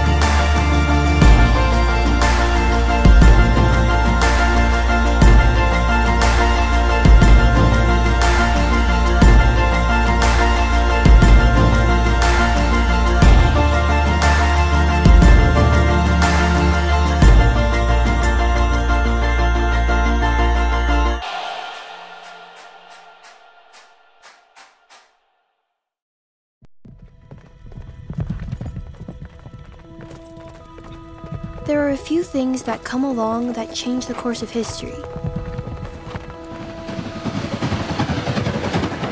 Inventions or developments that reshape society.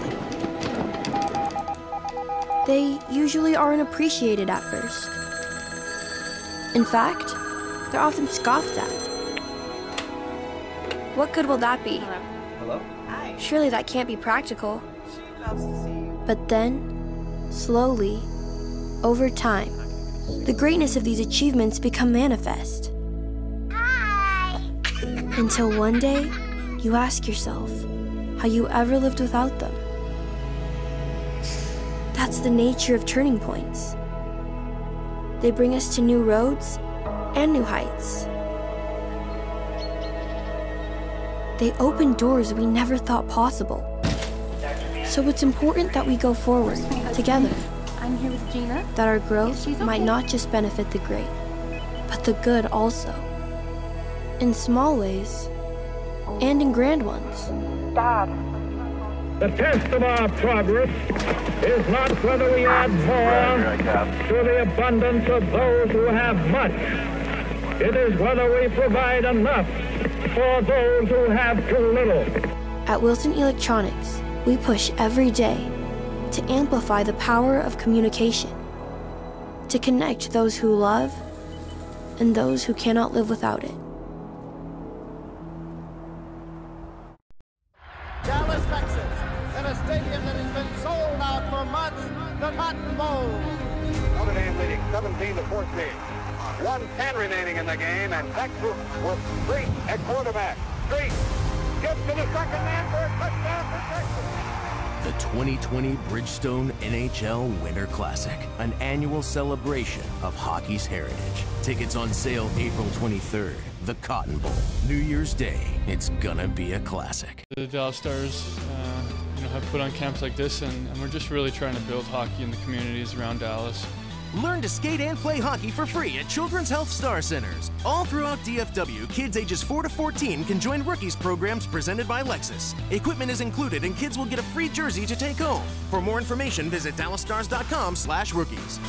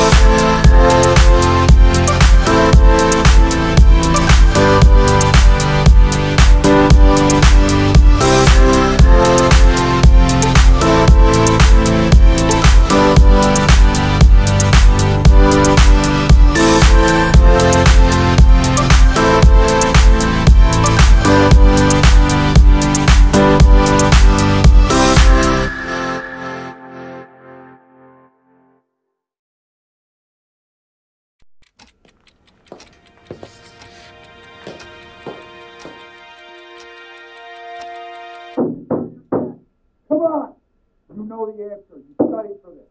Come on. Timmy! Come on, Timmy. You got this, son.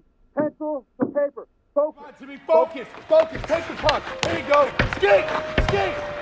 Pass it. You call that a pass? What are you doing? You missed the puck. Come on.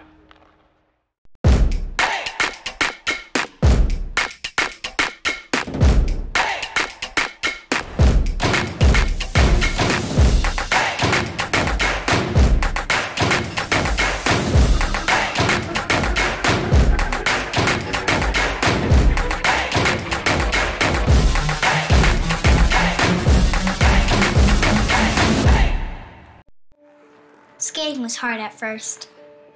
Sometimes I fell, but I always got back up. Now when I'm skating, I feel like a rocket, or maybe a race car. Something really fast. It's my second favorite feeling. Scoring is my favorite. I think I like it even more than birthday cake.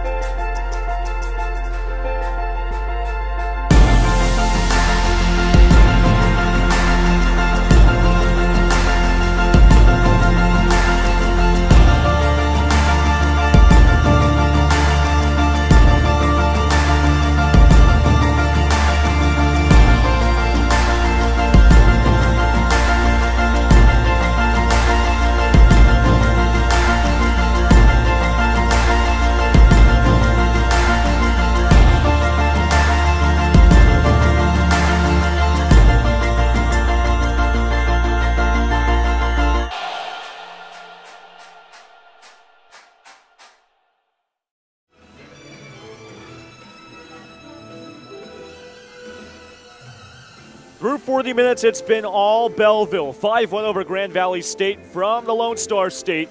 Downtown Frisco, Texas at the Comerica Center. Casey Roll with you alongside Quinn Kuski. QC, whenever Grand Valley State seemed to have momentum in that second frame, it was immediately responded by goals from the Lynx. It was, and every time I referenced Harry Potter, I said the Lynx are like Dementors sucking the life out of the Lakers, and that went on the entire frame. And I guess we'll see what happens here in period number 3, but the Lakers are going to need to have one heck of a period if they don't want to go to a game 3. Shots on goal 38-15 in favor of Belleville over Grand Valley State. Only 6 shots in that second period for the Lakers, but one was deposited in the back of the net. That was from Allison Carlson. And if you're Grand Valley State or anybody who follows the tournament, your response is who else at this point? If you're Grand Valley State, you can't just lean on one player. Carlson's accounted for pretty much every good chance on goal they've had this game, and you need production from somebody else right now. Carlson, the senior out of Marquette, Michigan, 4th in the country in points. She has 25 goals this season. She was one of 4 goal scorers yesterday for the Lakers. Game number 3 will be tomorrow at 1 p.m. if the Lynx are able to hold on to this win. A do-or-die game. The first round of the women's tournament is a best-of-3 games before moving on to a winner-go-home semifinal game. Farthing crowned the men's Division I and Division II national champion. Women's D1, D2, and men's Division III going on right now. If you miss anything, be sure to catch ACHA tonight on achahockey.org. Recaps, analysis, highlights, expert opinions, and more. Hosted by Matt Coma. Night by night through these 10 days of the ACHA National Championships in Frisco. Different line to start the third period for the Lakers. Interesting, it is the Brianna Welgar's line, the second line to take the opening faceoff, and it's won by Grand Valley State. Quinn, what are your thoughts on this to start the third? You got to shake something up. You're down 5-1. At this point, you're going to start trying to rotate lines differently, see if you can get different matchups on the ice. Grand Valley might also just be experimenting to see what might work for next game. The puck rolls back to Wellgars in the defensive zone. Backhand feed to the far side. Katie Gagliaretti flips it out to the red line. Played forward by Alicia Williams. One of 5 goal scorers for the Lynx. Holds at the left hash mark. A shot deflects off the pad of Lang in the butterfly. It bounces up in the air and trickles out to the far corner, the near corner, excuse me. A shot from Risley from the point deflects off the stick of the slot. It's smacked out to the red line, and it's pitched in by Lindsay Gillis, who scored the 2nd goal of the game for the Lynx, and Belleville makes a line change. Sally Herr, the senior from Colchester, Vermont, clears the zone, but it's tapped back in. Carlson touches it along at the red line, plays it further in the attacking zone, but it's backhanded away by Tessa O'Connor. The freshman from Ottawa, Ontario, plays it out to neutral ice. Dakota McAlpany tries to push it forward, but it rolls back into the Belleville D zone. 19-4-3 this season for the Lynx, finishing as the number 3 seed in the tournament. It's Williams at the left circle, holds to the backhand. A backhand centering pass, looking for Michaela Reed. It's deflected wide, swatted to the near corner. Allison Stapleton can't clear it. It's kept in the Lynx attacking zone. And Quinn, if you're Grand Valley State, if you're trying to win this game, you have to change that. The last 5 minutes of that second frame, a good 4.5 were spent in the defensive zone for the Lakers. And it's not just that second frame, Casey. That's the story of this entire game. Just play just being spent in the Laker defensive end. And that's really how game 1 was spent too. The Lakers just capitalized on counterattacks. And if you're not going to capitalize on the counterattacks, that means you need to be spending more time cycling in your offensive end. There were a total of 3 penalties in that second period. In the attacking zone, nearly falling Mackenzie Droe. She pins it to the wall and reverses it behind to the captain. A centering pass off a feed from Dietmeyer looking for Thema. Nearly goes past the goal line, but it stays out. Katie LaCusta keeps it in. Dietmeyer, a shot from the high slot, deflects off a stick and trickles over the crossbar. Nearly goal number 6, but the Lynx still keeping it in the attacking zone. They pin it to the near wall. It's Thema at the right dot. A centering pass deflects off a skate, backhand centering feed. A one-timer by Stelling, trickles wide glove side. LaCusta holding right circle. She flings a shot through a couple bodies. It bounces off a stick and over the crossbar. It's dug out by Taylor Lampard. It's flagged below the left goal line. But on a forecheck, the Lynx still control, and Quinn, right now, it's looking like, if you didn't know the score, it was Belleville who was behind by 4 and not the Lakers who were down by 4, just on the way that they've been playing with intensity. The Lynx, they're playing the exact same way they've played all game. They'd have no interest in letting up. They have no interest in letting the Lakers get a few in this period because that could give them momentum in the next game. If the Lynx can bury like 2 or 3 in this frame, they're going to just completely demolish the spirits of the Lakers even going into game 3. A rolling puck at the red. It's Brooklyn Bell guiding it ahead. High stepping past the defender, falls to the ice.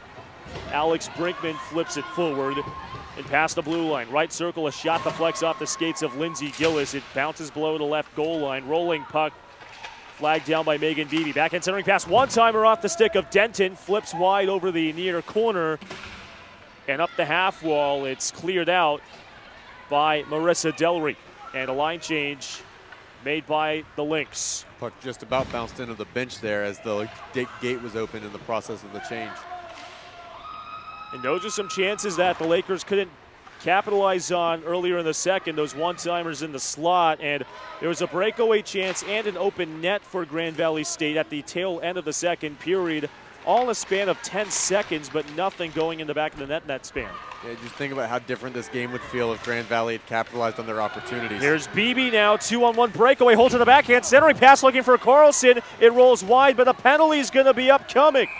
And a penalty on the Lynx. And that might be exactly what you need if you're the Lakers. You're still down 4, 15:31 left. It's enough time, but you don't have a lot of time.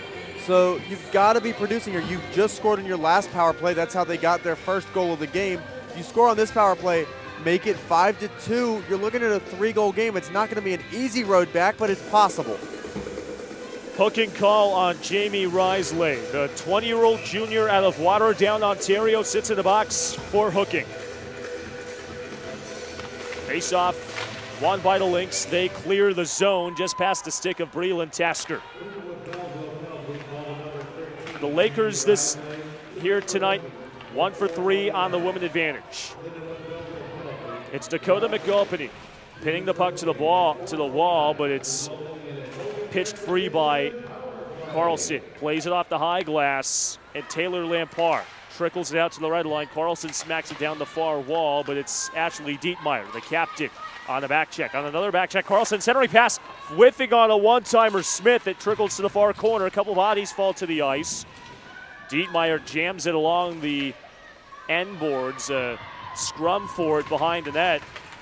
And it's Lampard coming away with it for the Lakers. At the left hash, reverses direction. Breland Tasker trying a centering feed down the far corner. It's deflected off the stick of her and back in the Laker D zone. Carlson appears to just simply be the best player on the ice on any given shift. Expect to see her a lot in this third period as she's going to try to get her team back in this game. The lone goal scored tonight for the Lakers. Can't keep it in the slot. It matriculates out to the red line. Brianna Wellgars flips it in, and it's Lindsay Gillis controlling for the Lynx. Not much of a forecheck here this afternoon for the Lakers, and down by 4 on the power play. You'd think that they'd be doing that when the puck's in the Lynx D zone. Yeah, it's almost a case of a team that looks like they've given up. And when you're down 4 in the third, is it just about over? Yes, but do you want? It's a bad look to give up at the same time. And we get another penalty. Lindsay Gillis is holding her arms up, saying that the puck and the stick was taken out of her arms by Beebe, but she heads to the box. And now a 5-on-3 power play for the Lakers. You got 20 seconds of 5-on-3. If you score here, you've still got another power play. You score on both of these here, you're looking at 2 minutes of action, and if within the next 2 minutes you could score 2 goals because of the woman advantage and the 2-woman advantage, suddenly you're looking at a 5-3 hockey game with still over 10 minutes to go in period number 3. This is the best chance the Lakers have had all day. So it's 5-on-3 for 2 minutes and 20 seconds, and then it'll be 5-on-4 for 1:40 unless the Lakers score. Holding left point, Breland Tasker smacks it over to Carlson. Cross ice pass, one-timer from her, deflected wide. Carlson the rebound. She fires a one-timer. It's chested down by Hannah Stone, who has been phenomenal in the minimal chances she's faced this afternoon. 8 seconds remain in the penalty to Jamie Riesle. And if you're Riesle here, you're going to get out the box. You want to hop right back in on the defense, help your team out. It's jammed out to the left point, kept in by Tasker. Holding top of the circle. Wrister through a couple bodies, bounces in front, but it trickles in front. Again, a backhand feed by Tasker. She falls to the ice. She took a glove to the face, and she's down face first.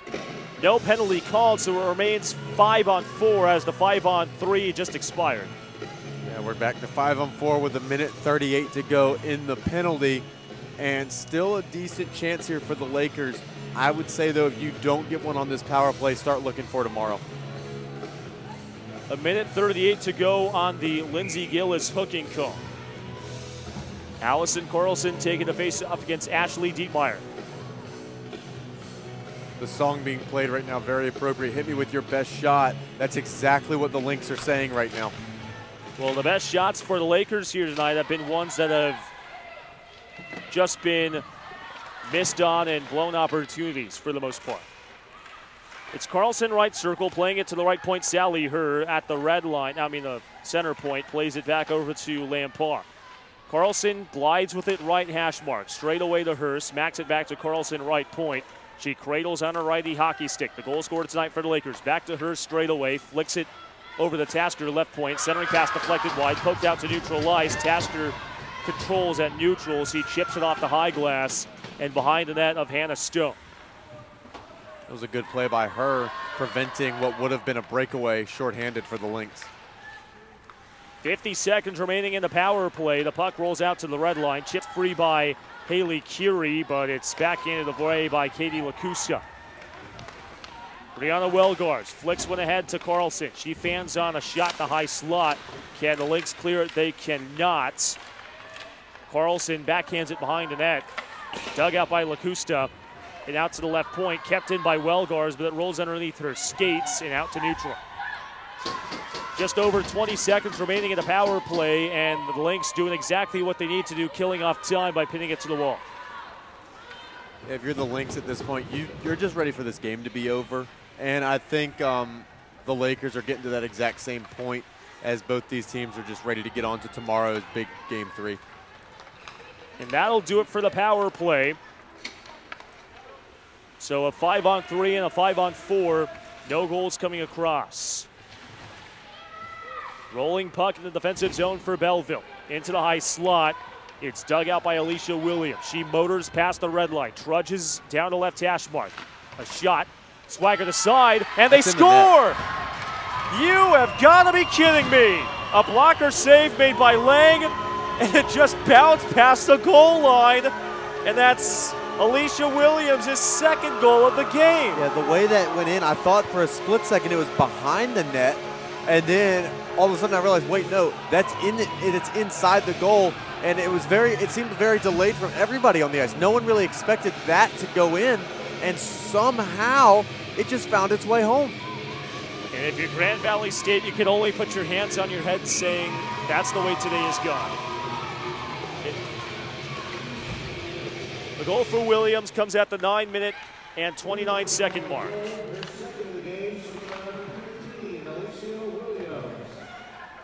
She has scored the last 2 goals for the Lynx. And she comes ahead in the attacking zone. Left circle, a shot, deflects off a stick. It trickles down to near wing. It's Dietmeyer holding right circle. Her shot, and she scores! Goals in less than 20 seconds apart, and this one's turning into a barn burner. Yeah, this is getting out of hand. And at this point, now the Lakers, they're going to start to feel distraught for the game tomorrow as well, and that's not what you want. So in a span of a minute and a half, Grand Valley State goes from a 5-on-3 power play to it's now 7-1 in favor of the Lynx. And Quinn, this is the first real blowout of this tournament. Yeah, for the Lakers, it feels like the curse of Crystal Lake here for them, as there just seems to be some monsters that are keeping them from scoring goals. There are too many holes in the canoe, and the lake is finally starting to fill the canoe, and the Lakers are starting to drown here this afternoon.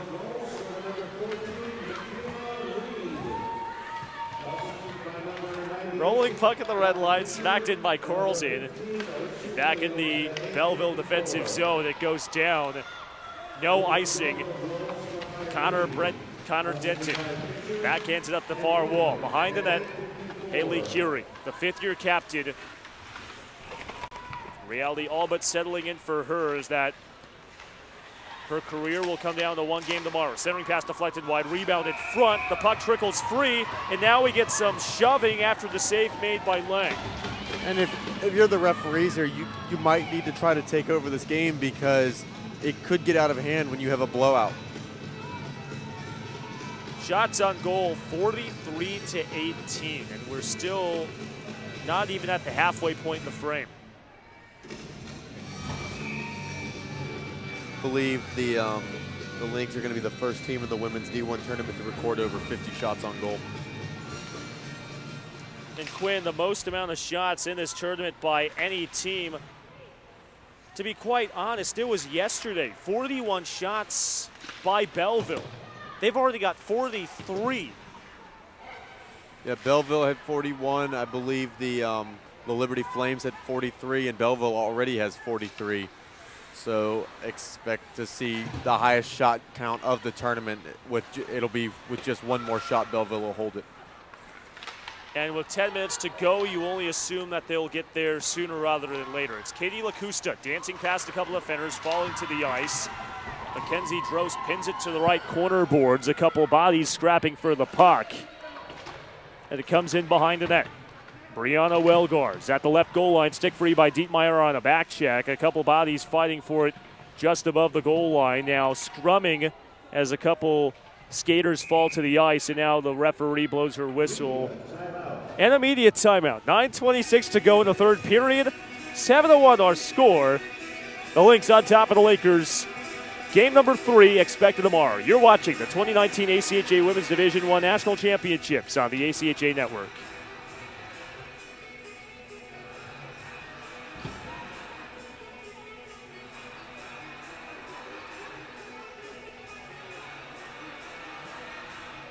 The 2019 ACHA National Championships are brought to you by Budget Car Rental, the preferred rental agency of the ACHA. Hogan Transportation, official tournament partners of the 2019 ACHA National Championships.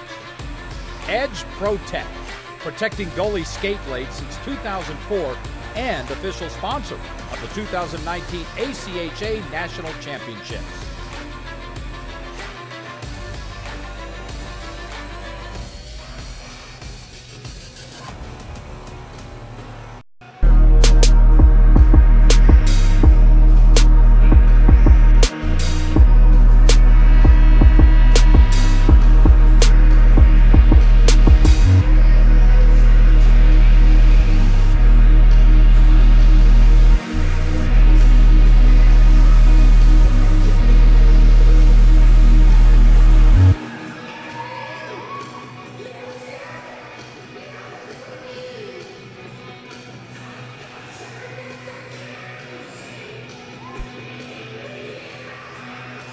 The number 3 seed in the tournament has looked every part of the number 3 team in the country. The number 7 goal scored by Alicia Williams moments ago.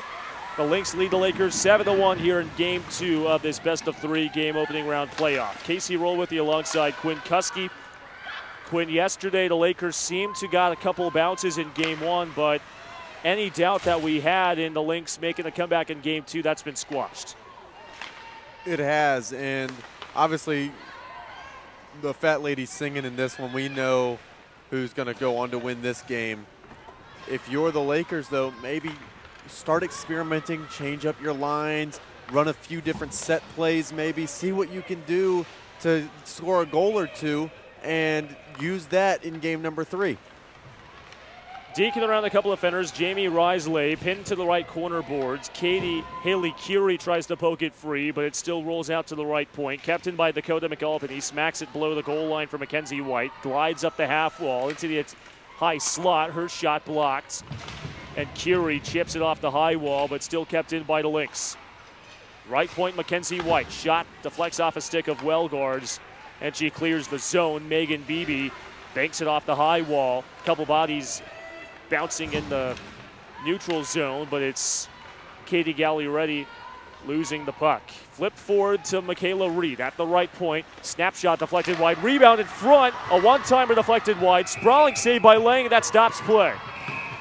Yeah, Lang able to get on top of that one, and if for whatever reason Allen can't go tomorrow and Lang has to start, that's a good confidence builder. The senior playing her final ACHA tournament, and now after the shoving, Grand Valley State digging themselves in a bigger hole, they're going to be on the penalty kill. And that's, I guess, if you want to try to find a positive in it, now they get to practice playing with a disadvantage. It's Gagliardi sitting in the box for roughing. And it comes at the 12-minute, 8-second mark. And Quinn, you touched up upon it a bit earlier. Fat Lady hasn't sung yet, but we're both journalism majors, and our job is to get to the bottom of things and to ask the very serious question. I've heard that saying a lot. What song is she singing, though? I want to know what song she sings. Is it like one specific song, or does she vary it based off of how many goals are being scored? I think she just hits a random opera note, and that's the singing. I would have thought "We Are the Champions" or something like that. It's one of those big win songs. The puck is cleared down the length of the ice from right to left. The power play unit for Grand Valley State 1 for 5 this afternoon. It's Allison Carlson pinning it to the right hash mark, holding at the dot, now the bottom of the circle. Her drive deflects over the crossbar. It skitters over to the near side. Kept in by Taylor Lampard, but it trickles out to neutral ice.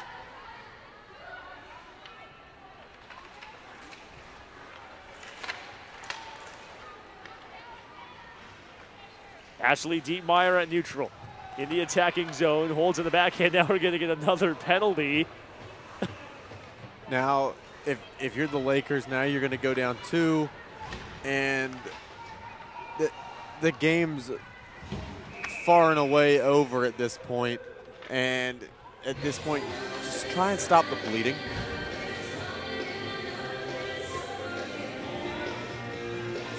High sticking is the call. And it's on Taylor to lay a par.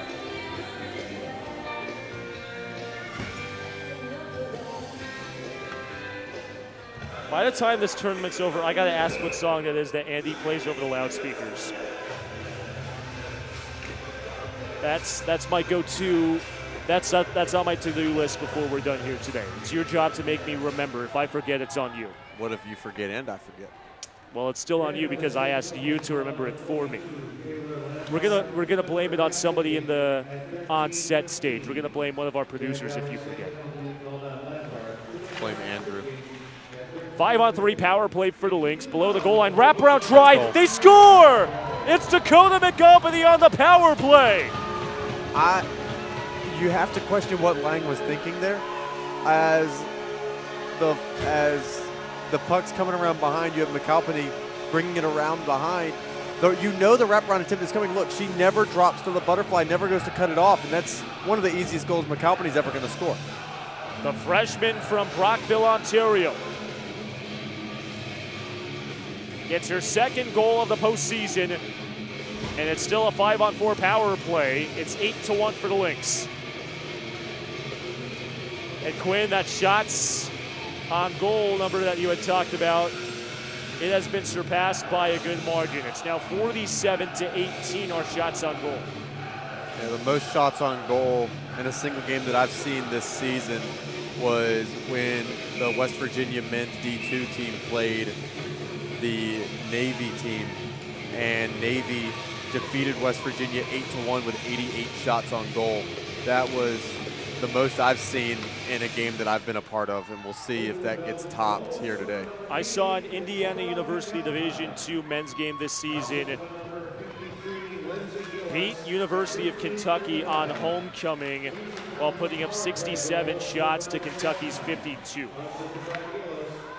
It was one of those strange games where Indiana had a 5-1 lead in the third period, gave up 4 consecutive goals to tie the game, and then in overtime the Hoosiers won it 2 minutes into the extra frame, in which a game that really seemed like there was much pomp and circumstance to afterwards, even though it was a win. Meanwhile, for the Lynx, they're going to be jiving and jumping after today's win, 8-1 right now, and all signs are shifting towards tomorrow. A do-or-die game in which the Lynx can reclaim a spot in the semifinals.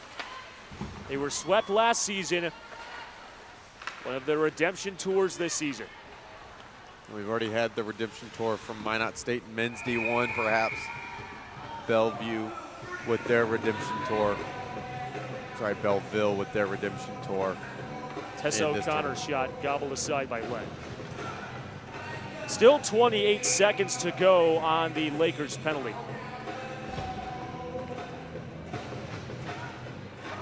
Face-off won by Belleville.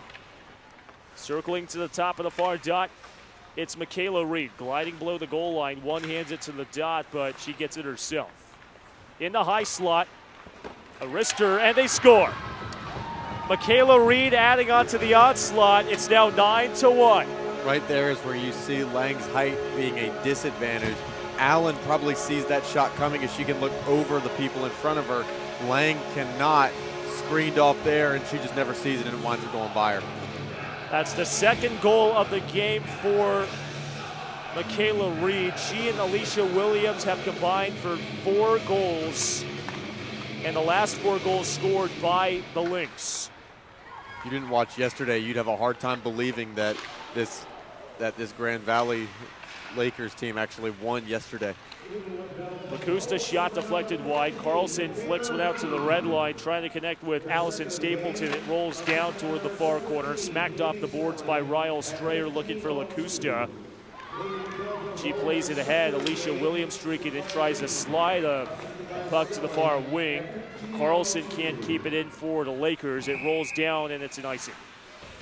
4:24 remaining here in the third period. A reminder, be sure to catch our next game right here on the ACHA Network. McKendree University taking on Adrian College. The Bulldogs trying to make another run to the national championship. They fell last season to the defending champion Liberty Flames, who follow Adrian tonight at 7 p.m. against Midland. That Adrian game was incredible yesterday. Adrian scoring a goal with under 30 seconds left to win 3-2. If you get another one like that, it'll be well worth watching. The puck chipped out, looking for Stapleton. It deflects wide at the red line. It's controlled by the Lynx. Mackenzie White holds below the goal line. It's chipped free. The puck rolls down at the line, but now we get a whistle, and we're going to get another penalty. Hooking is the call.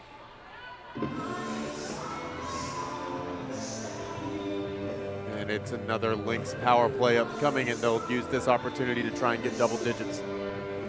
It's Allison Carlson sitting in the box. That's her 4th minor penalty of the tournament. The next shot will also be number 50 for the Lynx. It's 49-18 our shots on goal.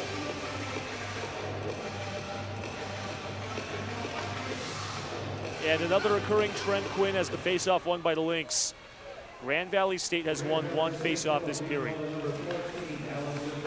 Faceoff in the hot, puck rolls in the high slot. Nikki Lillies, who's in for the first time tonight, fans on a possible centering pass, rolls back to Lillies. Her shot close in and deflected wide. Behind the goal line, a wraparound centering pass deflects off the skate of Megan Beebe. It rolls back straight away. O'Connor flicks the puck below the right goal line. Pinning the puck to the boards, it's Jamie Risley, tries to play it straight away. It rolls out to neutral ice. Wonderful job by Kat Hannup, the head coach for the Lynx. It's National Women's Month across the country, and Quinn, something I want to touch up upon here tonight. It's an all-women's coaching staff for the Lindenwood Belleville. Kat Hanna, the head coach, Caitlin Johnson and Kelly Hebert, the assistants for the number 3 team in the country. Here's a shot, and Gillis scores. Man. Bar down, Lindsay Gillis scores her 2nd of the game. That's right now the shot of the tournament, in my opinion. That is disgusting. What a goal. Oh my goodness. Gillis from the top of the circle beats Lang, bar down. The only thing that would have made that goal better is if Lang's water bottle had launched off the top of the net. That's more disgusting than the Raising Cane's I've had in my room since we got here. Just disgusting. 10-1. The Lynx on top of the Lakers.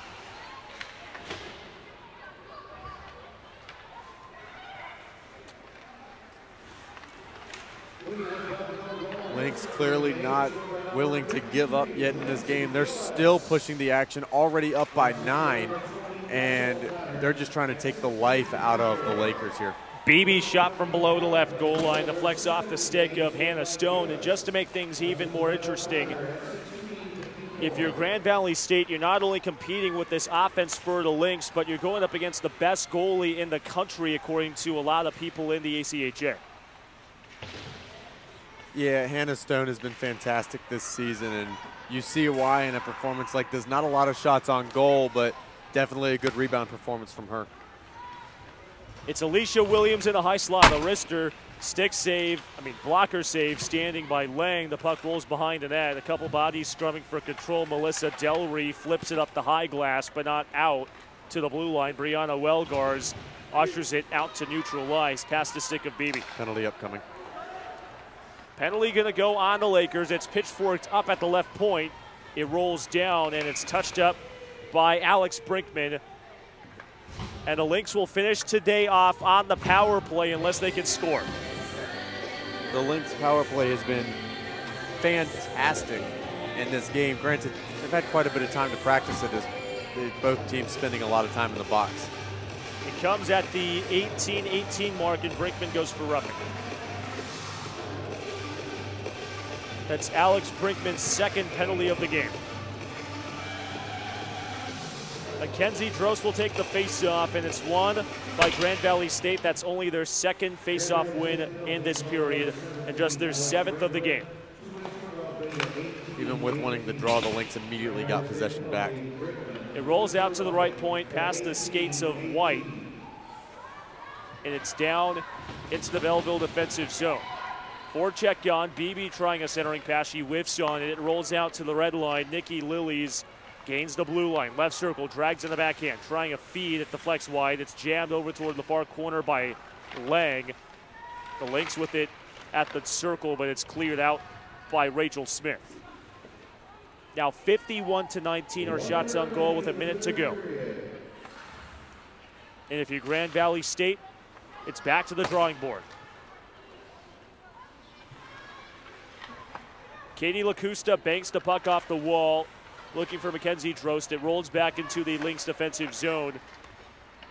And it's Michaela Reed who scored the last 2 goals for the Lynx. Carlson pokes it free, drags on the back end of the slot, tries a backhand feed. It rolls by. She tries to poke it past, and she scores. And while obviously this game is over, that's a great goal from Carlson. Again, she's been the only source of offense for Grand Valley, but that gives you energy going into tomorrow. If you're Grand Valley, just lean on Carlson. She's doing it all for you. You just got to do some stuff, and you just got to put in some work on the back end, provide a little bit of extra offense, capitalize on some of the opportunities you've had. Obviously, this game's gotten away from them here in the back half, but at the beginning of this period, it was 5-1, and the Lakers had missed out on probably 2 or 3 good scoring opportunities. If they had shut down the Lynx in this period and capitalized on their opportunities in the second and first, you could be looking at a 5-4, 5-5 game. The number 4 scorer in the country scores her 3rd goal of the tournament. Rolling puck, a shot by Williams, deflects off a couple bodies in front, and now we're going to get another penalty. This one's going to go on the Lakers, and it's hooking. You know, I said it last game, I'll say it again. Just stay out of the box. You've got to stay out of the sin bin if you want to win. Look at how many goals the Lynx have scored on the power play, and that says enough right there. Hooking on Stelling with 7 seconds remaining. And Quinn, so far today, if we didn't think that we could pass up yesterday's total for penalties, we have 18 penalties called today after 13 yesterday. So if we're going to keep going up, what does that mean, 24? 24 tomorrow? Just add 6. And just add 10 for the Linden Belleville Lynx here today. 10-2 over Grand Valley State, an emphatic win to send this series into a do-or-die game tomorrow afternoon at 1 p.m. So that will do it in this one. The Lakers scoring the last goal of the game, maybe building up some momentum for Game 3. And you've got to hope for the sake of the Lakers that they can at least make Game 3 competitive, or else that'll be a very disappointing way to go out of this tournament. Our final shots on goal, 52-21 in favor of the Lynx. And in this tournament, Quinn, they have put up a total of 93 shots on goal through 120 minutes. Yeah, that's unbelievable. And I wouldn't be surprised if they come out and put up 40-plus again tomorrow. And the real test will be, what do they do against whoever? If they go on to win, what would they do against another team in this tournament? Is this a shot count that's occurring solely because they're playing Grand Valley, or is this a shot count that will continue to occur throughout the tournament? Well, the Lynx are victorious. Allison Carlson and Hannah Stone exchanging some pleasantries at the red line. A couple of good games. Carlson and Stone having a couple laughs after Carlson pocketed a couple on the freshman netminder. But after Game 2, it's a 10-1, 10-2 win for Lindenwood Belleville. They head back to it tomorrow afternoon at 1 p.m. A do-or-die game against the Lakers. Be sure to catch McKendree University and Adrian College coming up next. A 4 p.m. Central puck drop. And if you miss anything, catch ACHA tonight on achahockey.org. So final score 10-2 for Quinn Kuski. I'm Casey Roll saying so long from the Comerica Center. You've been watching the ACHA Women's Division I National Championships on the ACHA Network.